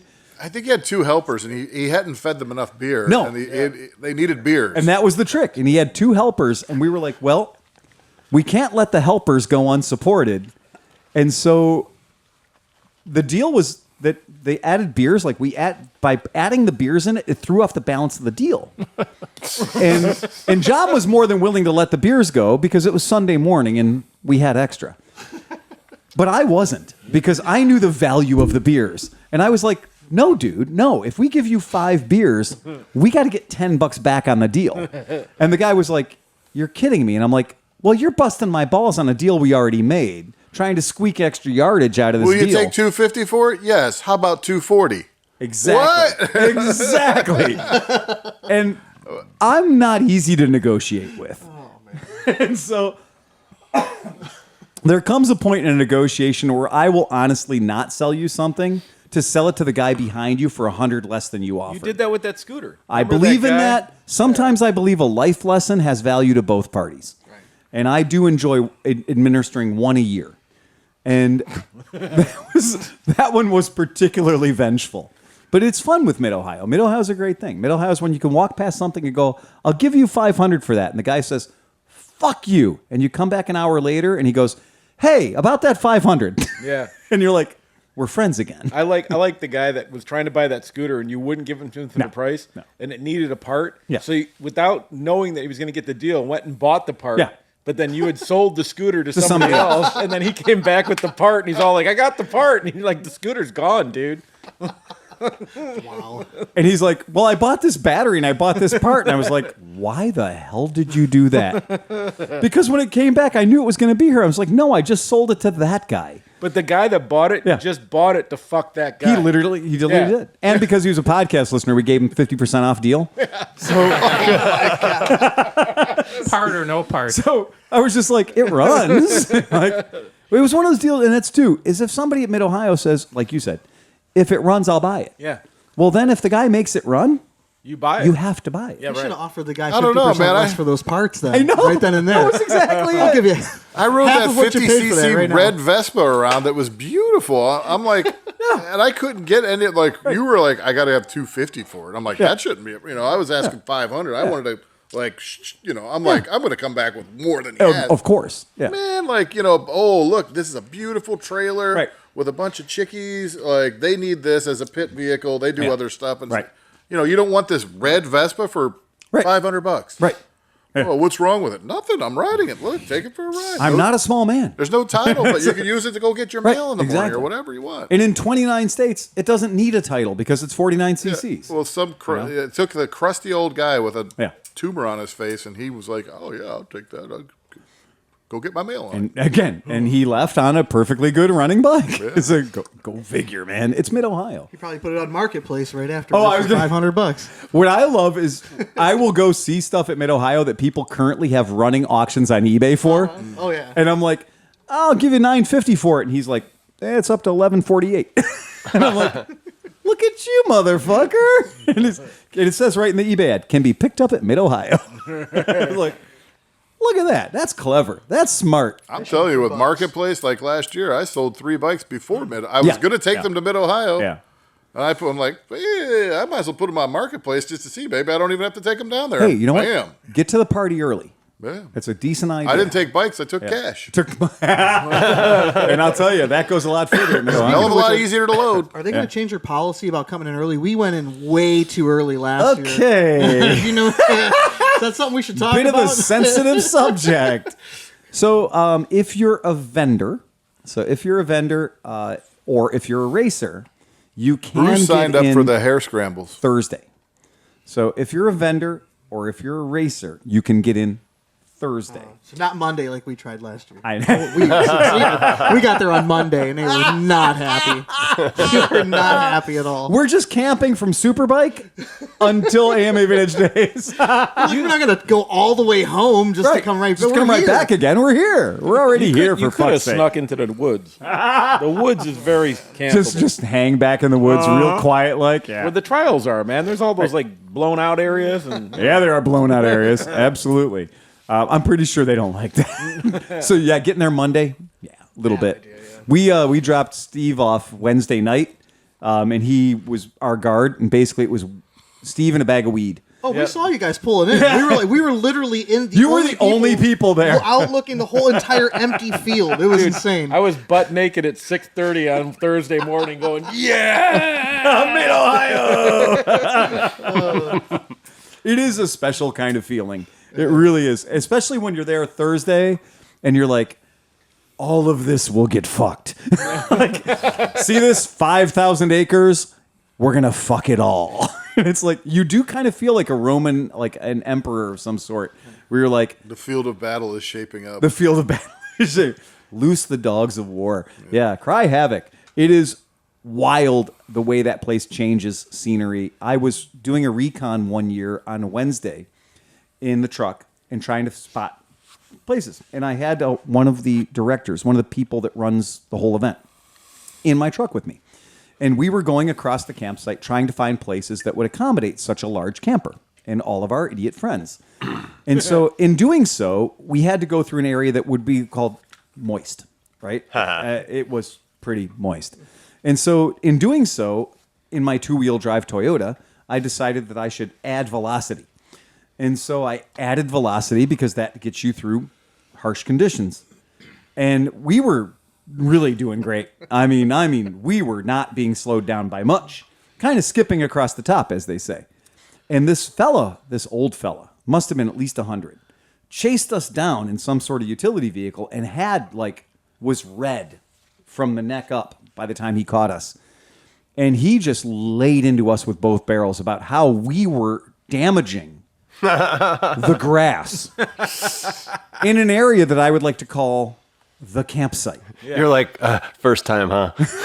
And he was really upset that we were damaging the grass and that we might be causing ruts Get off my lawn. in an area that he was very clearly, he was like, you'd think he hand mowed this shit. 9,300 acres, you'd think he hand mowed every inch of it. They let the goats out. Right. Do you know what they do? They schedule enough events, Dustin, that it just burns down naturally. Just gets trampled. It's just like wildfires. You just let them come through every once in a while. It just does the grass management. He showed for up you. to the barrel racing, had a heart attack. They had That's to what I'm fly him saying. out. I'm just like, are you got to be kidding me? We are going to be having bigger vehicles pulled out by smaller vehicles, hooked to smaller vehicles and smaller vehicles in a virtual turducken of mess. No shit. I mean, that's not a lie. No. I saw a big RV Yeah. with a 4-wheel drive van Yeah. with a Suzuki Samurai Right. with a tractor. Like Exactly. it was like And it's a daisy chain. It's the centipede, literally, of mud and madness. And it's just poo being sprayed everywhere because they don't pay for dirt. It's all horse poo. And this guy they was empty so... the porta potties and they spray it down on the They sprayed roads. down the roads. This guy was like jamming his finger in my face, and I said, well, you got to stop that. And two, you are aware of what this place is going to look like on Monday, right? Like, you're trying to keep me from making this little area not so great anymore. But all I'm doing is basically putting a stripe in the grass to tell people where it's dangerous to go. Like, you'll see my brown stripes and know you're not supposed to go there. It's nature's way of saying, well, when in doubt, send a scout. That's it, yeah. Of telling you. Nature's away with brown stripes. That's what I'm saying. When you see brown stripes, Stay away. stay away. Skid mark. Skid mark, man. Skid mark. It all comes back to skid mark. I left some brown stripes today. All right, yeah. So I was just telling somebody a story the other day about for like 4 years in a row, you and I sold the same scooter at Mid-Ohio on Thursday. Yes. We would show up Thursday. Some old man would come by and go, hey, your scooter for sale? You're like, oh, I'll sell you that one for $300. And then on Sunday, he'd come back, hey, you buy the scooter back? You'd be like, I'll give you $100 for it. Guaranteed. Well, I gave you $300. You're like, And you, my trailer's kind of full. yeah. Well, I can't fit it in my car. They bought it just to ride for the weekend. ride it for the weekend. And every year, it's this Titleist Chinese scooter I think you got for free. We got it for free. Yeah, we sold it every year. We got the bike for free, and we recycled that same bike every year because it was cheaper than renting a golf cart. Yeah. And the 1 year, I told the guy straight up, I was like, here's the way this is going to work. I'm going to sell this to you today for $300. Bring it back running on Sunday, $100. And the guy was like, seems fair to me. Renting it for $200. Renting it for $200 for the whole weekend. Yeah. And it's like, it was a Chinese scooter, but it wouldn't make it into town. Because the one night we were at the Mexican restaurant, we saw it outside the Mexican restaurant. And we were like, that is a brave motherfucker. It doesn't even have a plate on it. It doesn't even remotely have a plate on it. The title is a figment of your imagination. So you know what's different this year that's going to, in my opinion, is fucking awesome? Yeah. No side-by-sides. Yeah, that that's was good. out of control. And I'm not a guy that likes a lot of rules. But when you got... It wasn't bad when there was an occasional one. Yeah. You know. Now that it's a side-by-side competition, and everybody wants them to be There are wider. side-by-side events. This is a motorcycle event. Right. There's plenty of side-by-side events. You can go to Buckeye Lake. You can go to any number of very interesting, truck events or whatever, juggalo thing you might be into. There's all kinds of fun stuff. But what I will say is I was sitting in the booth trying to sell a bike. In side-by-side westbound, side-by-side eastbound, they touched tires. They could touch tubes, and they couldn't get past each other. And so... Docking. Side-by-side docking. and they couldn't do it. And so they're both at this standoff where it's like one really rich white guy telling another really rich white guy that he needs to back up and move over. And they were at odds because they were both the same guy. They were smoking the same Cohiba. They were like wearing the same golf shirt. And they were both getting the same experience at Mid-Ohio, just being angry at other people in side-by-sides because the aisles aren't wide enough. There is a difference between your side-by-side and a golf cart. Mm-hmm. The aisles are basically made so that two golf carts can pass each other. That's the way it's engineered. Your side-by-side is not a golf cart. It's wider than an F-150. So just leave that shit at home. I'm happy to hear that that's not. Yeah, I wanted to see them enforce that. The little dick energy then will be I was totally back in balance. You know what I mean? But you look at It'll be ours again. you look at the Vintage Days posts on Facebook, and they're like, "Well, you're going to lose a lot of people that aren't going to bring their." And then the people are like, "We're okay with it. That sounds good." So 150 lifted trucks with neon lights and the brake calipers won't show up. Yeah. All right, we can handle that. How will we ever financially recover? That's what happens when you let hillbillies have money. And that's a side-by-side is a device that is designed to catch your money. Yeah. Well, then people were trying to. Well, my dad has a bad hip, and that's the only way that he can get around. Golf They're cart. There's a golf cart. You can rent a golf cart. I'd also like to remind listeners to keep your slingshots at home too this year. So we're not opening the door for slingshots just because of side-by-sides. Right. So this is actually no side-by-sides or slingshots. Please leave That's those it. at home. Thank you. We the worst time. I guess we were probably under like a level 3 hurricane warning the 1 year, typhoon warning, and it was that point where you did not venture out because it was so fucking wet. And that if you got more than 70 feet from your campsite, the sky was going to open up and you were just going to die. But then 9 seconds later, the sun would come out and be at 121 degrees. So it had this weird, strange thing about like humid and also raining and sun. And so you could get cancer and die of exposure all in 1 minute. And we decided that we were just drunk enough. We were like, everybody get into the high ace. The high ace that Steve owns now. Yeah.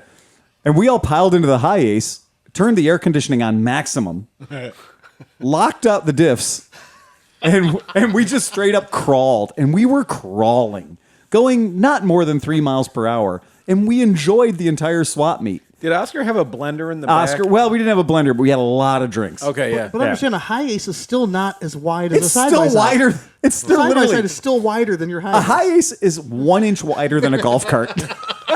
It is not known for directional stability. Like there is no high speed maneuverability in a high ace. And If this anybody one has a high ace, bring it on out. and this was a little jacked up. But you know, the best part of it was when we got through the whole thing, Yeah. and there was that guy that was stuck in his truck. Yeah. He's like, "Can you pull me out?" And he was like, yeah, and he expected us to get out and help, and we just threw the rope out. I think John was there. I think John was there. I think John was on the receiving end of that.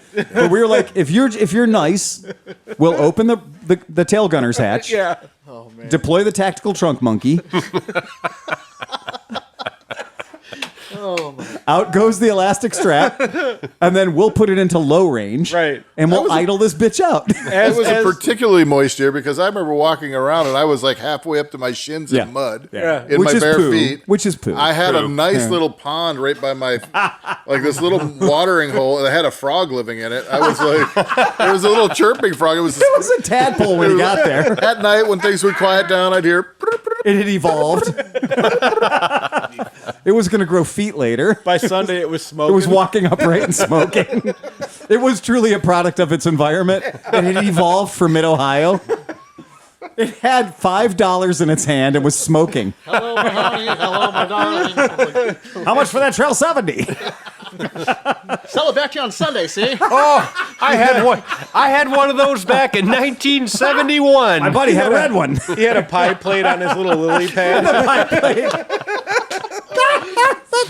Oh, fuck us. Oh, so that's why you go to Mid-Ohio. That's it. That's it. It's fun. And we get a year worth of material out of one fucking event. Yeah. It's brilliant. It's fucking great. Oh, I can't wait. I know. I haven't had a vacation in 4 years, man. Bring on the mud. Yeah, it's the one weekend where you're guaranteed to get all the seasons. Yeah, you're gonna have a great time. Maybe shit won't blow away. That'd be nice. If we could keep the wind under 100 miles an hour, that'd be nice. I still have my Lexington Minutemen hoodie. Yes, the Minutemen from the hoodies. year we went down with no cold weather. Look, we no, it's arrived Mid-Ohio. at- It's always 100 degrees. We arrived at 95 and sunny, Yeah. and it dropped to like 40.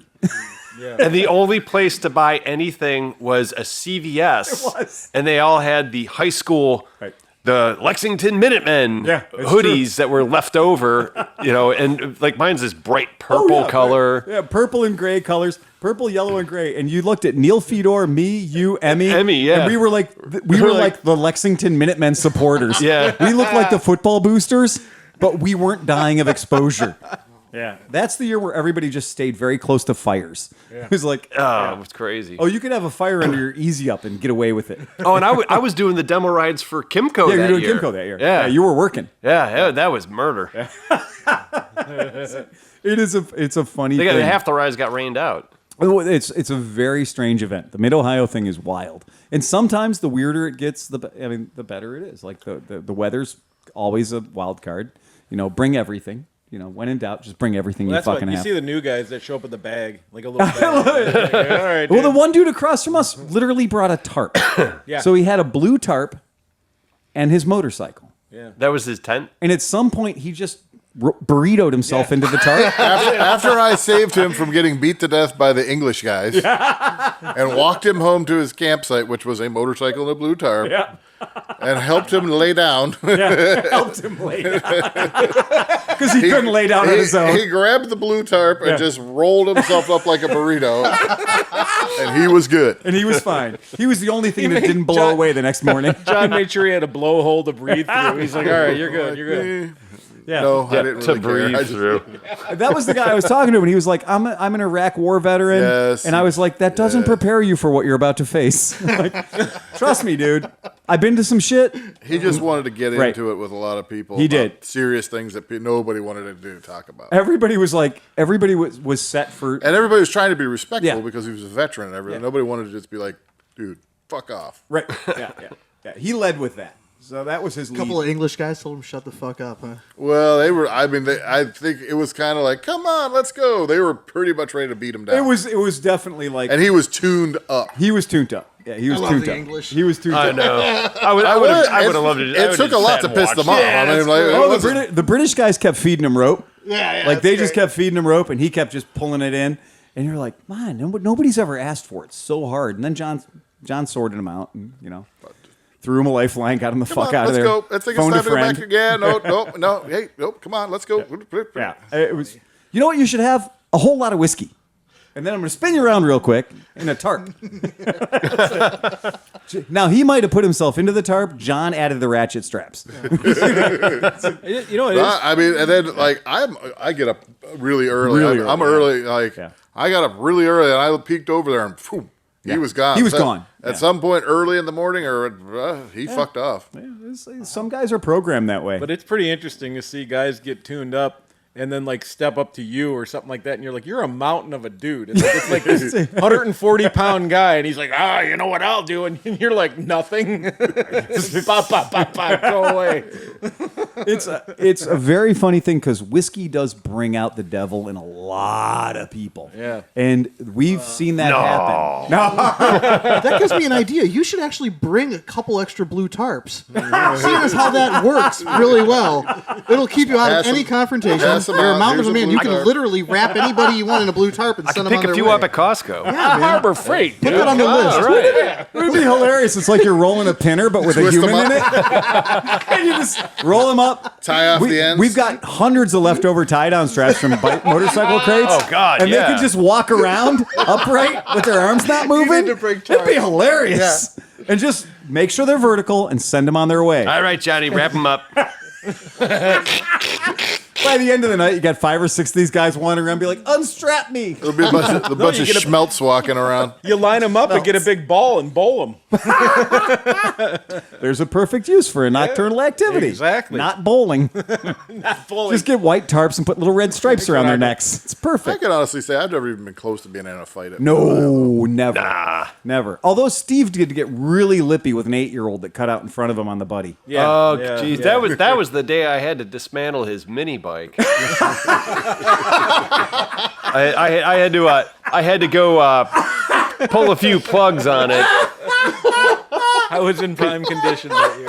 Okay, we're sitting there camping. It's like late, and Steve would just get up and go ha, And wreck again. And wreck again. he took off again, and then he'd come back and be like, "I'm gonna go for another ride." I wrecked. Finally, I went over there. I I wrecked. I'm back. I pulled something out. Yeah, He you was fuckers let me pull the string like 7,000 times, man. Yeah, that's you got to wear them out. But it's really funny when I'm doing it. Some may call it sabotage. Some may call it a public service. That's true. Nobody was ever happier to listen to you go, ha ga ga ga, ha ga ga ga, because the alternative sucked. Yeah. What the fuck? This thing was just running. I love that. Okay. And every time he'd yell at it, I would laugh. I would laugh harder. I think he fell asleep like 5 minutes later. You did. I'm sure. You put him right to bed. Dramamine my ass. You don't need any NyQuil. You don't need any of that shit. Just pull that string 100,000 times.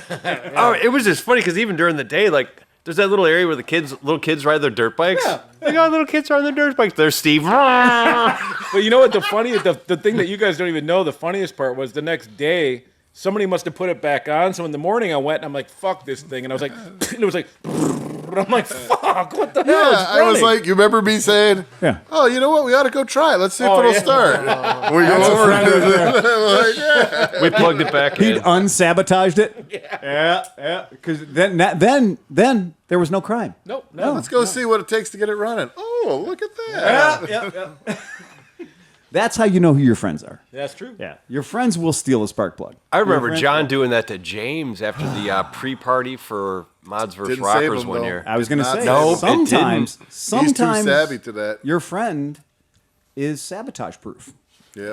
You know, That's when he pushed it home and it got stolen. that's exactly right. I did get him to push it home. He got beat up. And We it got pulled the stolen. plug. He kicked Yeah. the fuck out of it. Yep. And then he got wise. He's like, Yeah. ah, Too smart. look at me. I put the plug back in. And that's exactly what James would do. He turns into a little yeah. fucking devil asshole. So then I'm like, okay. You got to do a driving test now. I want you to do a figure eight. If you could do a figure eight. And James would be like, I'm going to show you. Oh, yeah, I'm going to show you. So he gets on the bike, and he did a circle, and then he did one figure eight, and then the second figure eight, boom, Fell down. he crashed. He's like, all right, I'll push it home. I'll walk it home. I'm going to walk it home. Just put, and then somehow. So then he walked it home. And there's- then all I know is I got the phone call at 4 o'clock in the morning. You got to come and get me. Where are you? I don't know. Well, I need you to look around. So look around and tell me what you see. Well, there's houses. No shit. Can you see a sign? What kind of a sign? Walk to the corner. I said, walk to a corner, look for a bright light, street light, anything, and tell me the name of a sign. So he tells me the sign, and it's like 78th and Vega or somewhere, but nowhere near where we started and where he said he was going to go to Spitfire. How did he end and up his there? house. So like those 3 places make a triangle. He was way outside of the triangle, right? So he was way outside of the triangle. So we went looking for it. We were We riding did. our bikes. We're flying up and down And streets. we Where's the hunted street? Where's down James? Where this is he? area and did like a true special ops level approved. Every hen house, outhouse, farmhouse, we checked them all. And we went through the entire neighborhood, which is not a great neighborhood. And we went through it pretty diligently, and we could not find either a James or his bike Turns or out evidence there of anything else. he'd already got picked up Yeah. and didn't let us know. Didn't let us know that his brother had come and picked him up. But his brother picked him up without his bike. Because whoever left the Timberland print on his face, and you could read the word Timberland on his He forehead looked rough. Backwards. He looked really backwards. It was bad. Yeah. I'd never seen somebody looking that freshly beat up. But they did everything short of curb stomp him and took his bike. So that turned into like a hate crime, right? And it was ridiculous. But he was the guy organizing the rally. He was running the rally. So he was there next morning looking sunburned and recently accosted with no bike. And he somehow pulled, like, he was like, I said I was going to do that. And James will. He will never let you down. Yeah. And he's like, I'm going to be here. I said I was going to be here. I got people here that rely on me. I'm going to run this thing. And meanwhile, his face was swollen. Like, he looked like he ate a beehive. It just was, from the inside out, he was the Elephant Man. And he pulled it through, and somehow he managed to get through the goddamn day. But we tried everything. That bike has still not surfaced. Wow. And it got super stolen. Yeah. There's a lot more. There's more to the story, but we don't. Yeah, we don't need to go there. There's But yeah, details that don't- it got super stolen. So it was a bad scene, and that was example. Sometimes you got to sabotage the shit out of the bike. Like, you got to realize sometimes your friends are dumber than you are smart. Like, I guess next time I'm sticking a knife in his tire. well, you know what? And realistically, you did what you thought was okay. You'd given him 4 hours to settle down. I had a clear conscience. You had a clear conscience. That's exactly right. Everything that happened after that, he earned. The night before was when that kid ran me over. You on got the exploded R50. on your BMW R50. Yeah, that was when you got ran over. That was a tough 2 days for our group. Yeah, for being an event like Mods versus Rockers, we took one. Our team took one. Yeah, we had a bad event. We came out 2 bikes shorter than we went into it, and that was a tough year. And It balances out. Sometimes you give, sometimes you take. man. Yeah, I don't remember anybody showing up giving us free bikes the next year, being like, okay, you took one last year, guys. Here's 2 back. Last year was pretty tough on you. Oh, actually, Got a he free got bike. it. You got a free bike. Just got a free bike. He did. He did finally get a free bike. You've Now, been I made don't know whole. if it's a fair trade for a BMW R50, You've but been made whole. Now piss off. quit your bitching. Yeah, I'm not bitching at all. I know. It's more fun, though. It's more fun when you bitch a little. It's just fun to tell you to piss off. That's also true. Not entirely wrong on that count. So, anybody got anything else? No. All right. So again, if you were looking for the hotline number, party line number, and you can't find it, just go to the Patreon page. Shoot a message. I will make sure you get the new number. If you're a Patreon member, and we've had some new ones, thank you guys, kick ass. It's what helps pay the bills around here. So I have a question for Dustin. yeah. What are you riding right now? I mean, do you still have your DRZ. DRZ? Okay. Yeah, Dr. Z. Yeah, not riding much, you know. Sounds like you're mostly working. Yeah. Well, this is the last 3 days on our emergency contract. Oh yeah. So I'm hoping to have a good summer. Good timing. Yeah, I that's know. pretty It's good great timing. Well, until the company that stole the contract fails miserably and gets it back. You get it. Yeah, we'll get it back. It'll be short lived. Well, they were supposed to take it over in November. They've been making up excuses over and over and over why they can't because they can't handle it. They can't handle it, So yeah. my boss is doing a political move. He put his foot down, said, "That's it. It's theirs. May 1st, we're done. We're done. So we're all just gonna kind of kick back and go. All I right, completely agree. all right, guys. How's it have- going to taste? Yeah, have fun with that Gonna shit. taste pretty good. Yeah. I love that. So That's yeah. pretty cool. So I'm hoping at least it takes them like 3-4 months to fail. Right. Summer vacation. I love that idea. I'm gonna get a little bit of a break. I here. want him to be bad, but not really bad. Yeah. I want him to be kind of too okay. soon. Not too soon. You know, it's like when I knew I was going to be leaving here, and I just tightened every oil drain plug as tight as I could for like the whole last month. Loctite on all the drain plugs. My go-to. I would never. Yeah, Sleepy's been dealing with hell now that Yeah, he's I know. decided to help out at the shop. He's been straight up getting a rare insight into the world that is wow. Motorcycle shops are not all just fun. Yeah, it's a lot of work that goes on, and he's knee deep in it right now for sure. It's fun. It's fun as fuck. Adam, how long are you in town for, man? I don't know. Is there any such word as permanence? There's never. I don't know. Especially not in your circle. Yeah. I'm here now. So Yeah, you're enjoying the shit out of it. Oh yeah, this is the right time to be in I love Cleveland. Cleveland. Yeah. Yeah, you do. Yeah. Well, this is the right time. 23 degrees below average temperature. Talk to me about what right time it is again. Right. But- you rode all day today. Yeah, and all day yesterday. Yeah. and all you- night last night. Yeah. Jesus Christ, it's too cold. This morning when I woke up, I was going to ride a bike, and I was like, it's 34. How are you going to get the Goldwing back to Florida? I'm going to stay here. I mean, I Yeah. don't really have any plans to go anywhere else right now. I mean, unless something good comes down the line. Yeah. Did you consolidate things down there? Yeah, everything's consolidated. It's all here. It's right there in the parking lot. It's in the trunk of the Goldwing. It's all been liquidated. I mean, basically at this point, it's if I wait for the weather to turn good enough to ride, Right. then You're know, you're done. Well, you might were as well just- riding at the wane of fifth winter. Yeah, right. Yeah. I don't understand why people don't acknowledge the fact that we do get more than one winter. Yes. Yes, there are many false starts to spring around here. We just accept it, and honestly, it's okay because you're like, oh shit, I just took my bike out and realized that I didn't do all the things over the winter I said I was going to do. You've got another week. I've got a second chance. You've got a second chance. Yeah, I don't know. False winter or pre-summer? Pre-summer, exactly. I don't know what the hell it is too, because I worked outdoors in this shit. Yeah. Every 15 below day there was Yeah. 10, 15, 20 hours doing the crap that I do. But this week, after we had a couple of those Yeah. warm days, it It's gets extra to- I was rough, out. I was yeah. out all night. It got down to 35. I thought I was gonna die. Yeah. I was just. I believe It was like my body was like, "Oh yay, it's warm now." In one, I think a 3-day stretch, I rode 7 motorcycles in from the house to here, just moving shit around, like putting things where they need to go. And I was like instantly, I was just like, I'm ready. This is it. I'm in. Yeah. And it takes me a week or two to climatize from the warm to the cold. It takes me 1 second to climatize from the cold to the warm, man. It's like, yeah, okay, game on. Yep.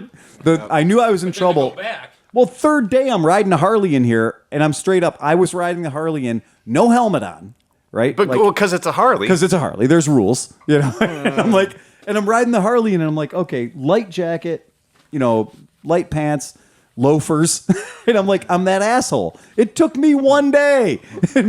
Literally, I turned into that asshole in 1 day. Yeah, that's bad. That's too quick. Yep. Can't do that. That's not the way to go. That's just the crazy thing about Yeah. Cleveland. Yeah. A couple of weeks ago, one night I'm setting a pull up on the digger. It's 17 degrees. I got snow blowing in my face, and I'm just like putting this fucker in the ground. Yeah. Two nights later, we're out, and it's 65 degrees. Oh yeah, it's And I've got a T-shirt on doing the exact same thing. Well, you'll see these weirdos who just wear their shorts all winter long. I know, it's so winter strange. I mean, it's like Cleveland guy. Yeah, what are you thinking about? Hey man, these Makes are him a little grumpy, though. these are Duluth fleece line shorts, Cargo edition. fire hose, diamond gusset, He needs Have to to get gusset. used to it. painters shorts, all of the superlatives, everything on there. Yes, they are the ball crack edition. Exactly. It's the Amsoil edition. The Amsoil edition. Oh, we've been Sponsored by Ural. getting hate mail on that, man. I got a guy call me. Just called me. Because it's not a clandestine operation. Our shop is called ClevelandMoto. And the podcast is conveniently called ClevelandMoto. I did not realize there'd be a cross-branding problem later on in life. That the bad reputation of one would infect the decent reputation of the other one. Which one are you talking about? Exactly. Right? So this guy calls me. He's like, "Oh, I got your number." I was like, "Well, we're listed, man. You know, like fuck." And he goes, "Oh no, about the Amsoil thing." And I was like, "Let me tell you something about Amsoil." And I was like, no, you're not going to infect me on the telephone too. And I hung up on him. And I just dropped the phone. I just straight up hung up on him. And I hung up on him. And I think, I was like, well, I mean, you can't blame me for having a knee-jerk reaction, right? And so I was like, okay. I was like, oh, wait. All right, let's see how that plays out. I'm curious. Let's just see what happens. 17 or 18 minutes later, he had a cooling off period, and he called me back again. And he goes, I want to talk to the asshole that hung up on me. And Renee said, it's for you, Phil. Okay, cool, got it. I figured she would have went to James first. James always apologizes. James or Phil? James would come up to me and goes, Phil, we're going to have a bad review. I'm like, what? And he goes, Phil, we're going to have a bad review. What do you mean, James? We're going to have a bad review. Give me the guy's number. I'll do damage control. No, 3 stars. We're done. Exactly. So the guy called me back again. He's just straight up. He's like, you hung up on me. I was like, well, you said Amsoil and started telling me a thing or two. And I'm like, this is a phone. You are aware how this works, right? You say some shit I don't want to hear, I can shut you off.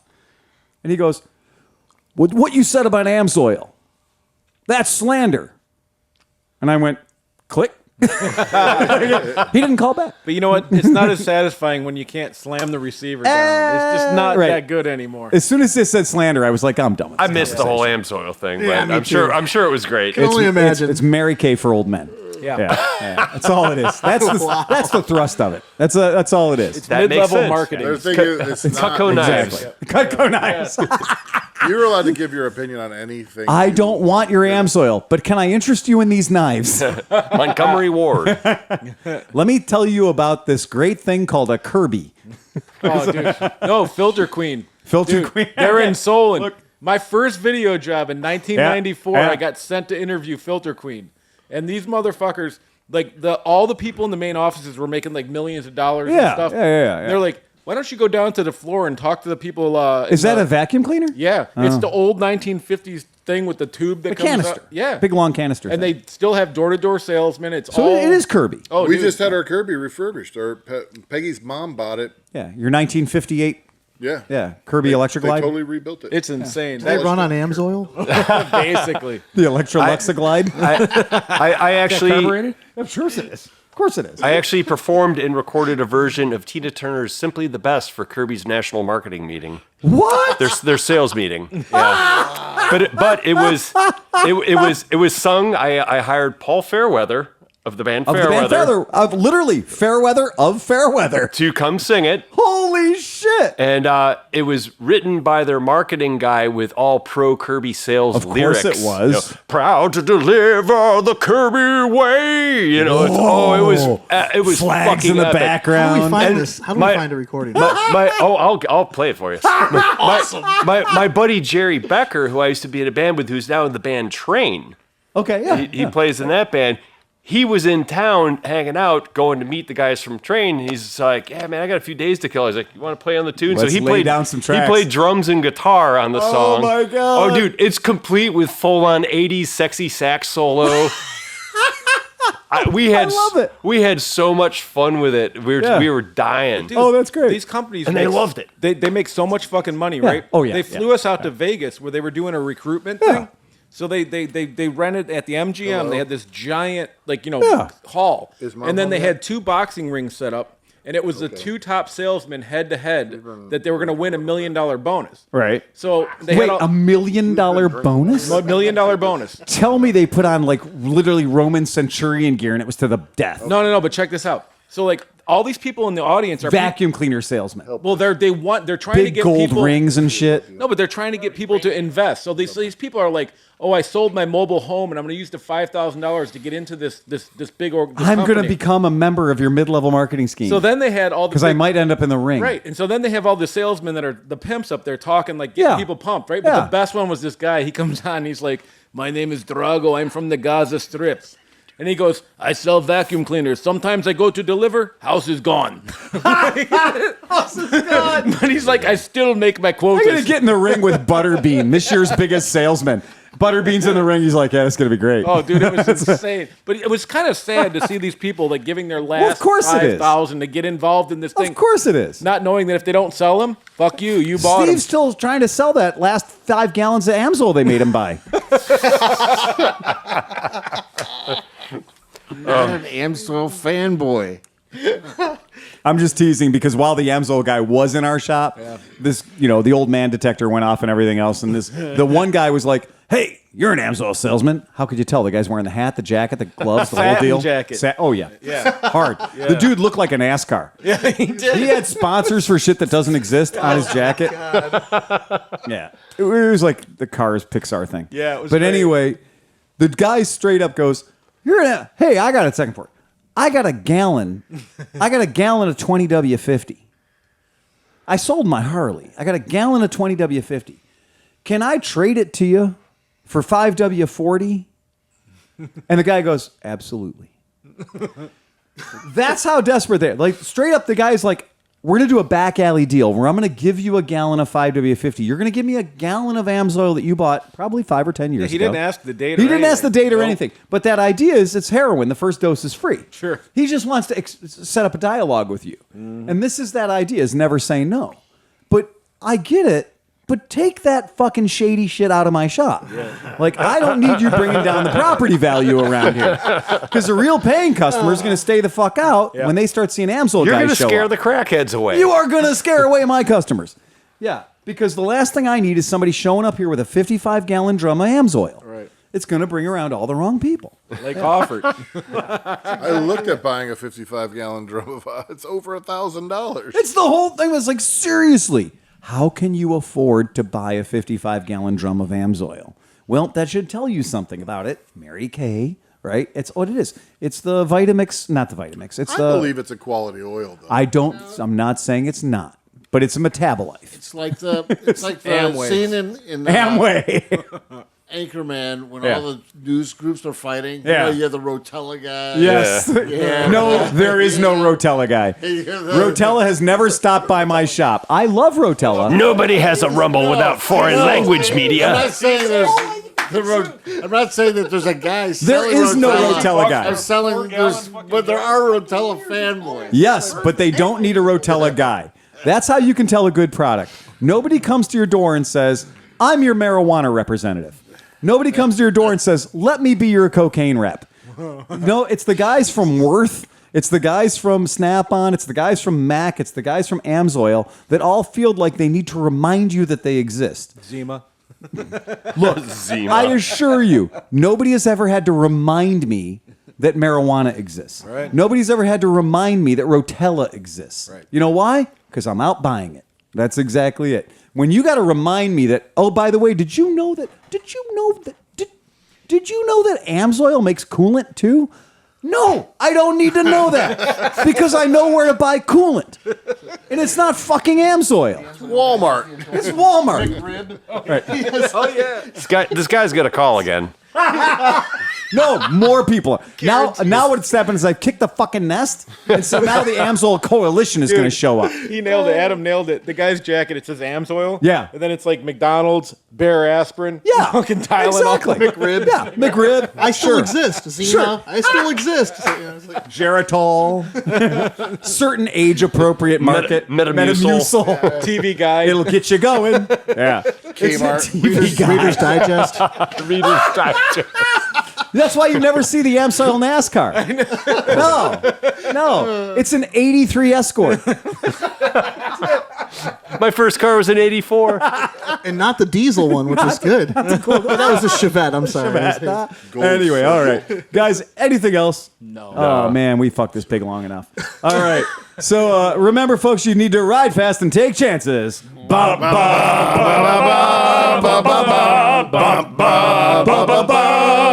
8-point harmony. Press the red button, Steve. Press the red button. Ride fast, take chances. Ride fast, take changes. Ride fast, take changes. Ride fast, take changes. Ride fast.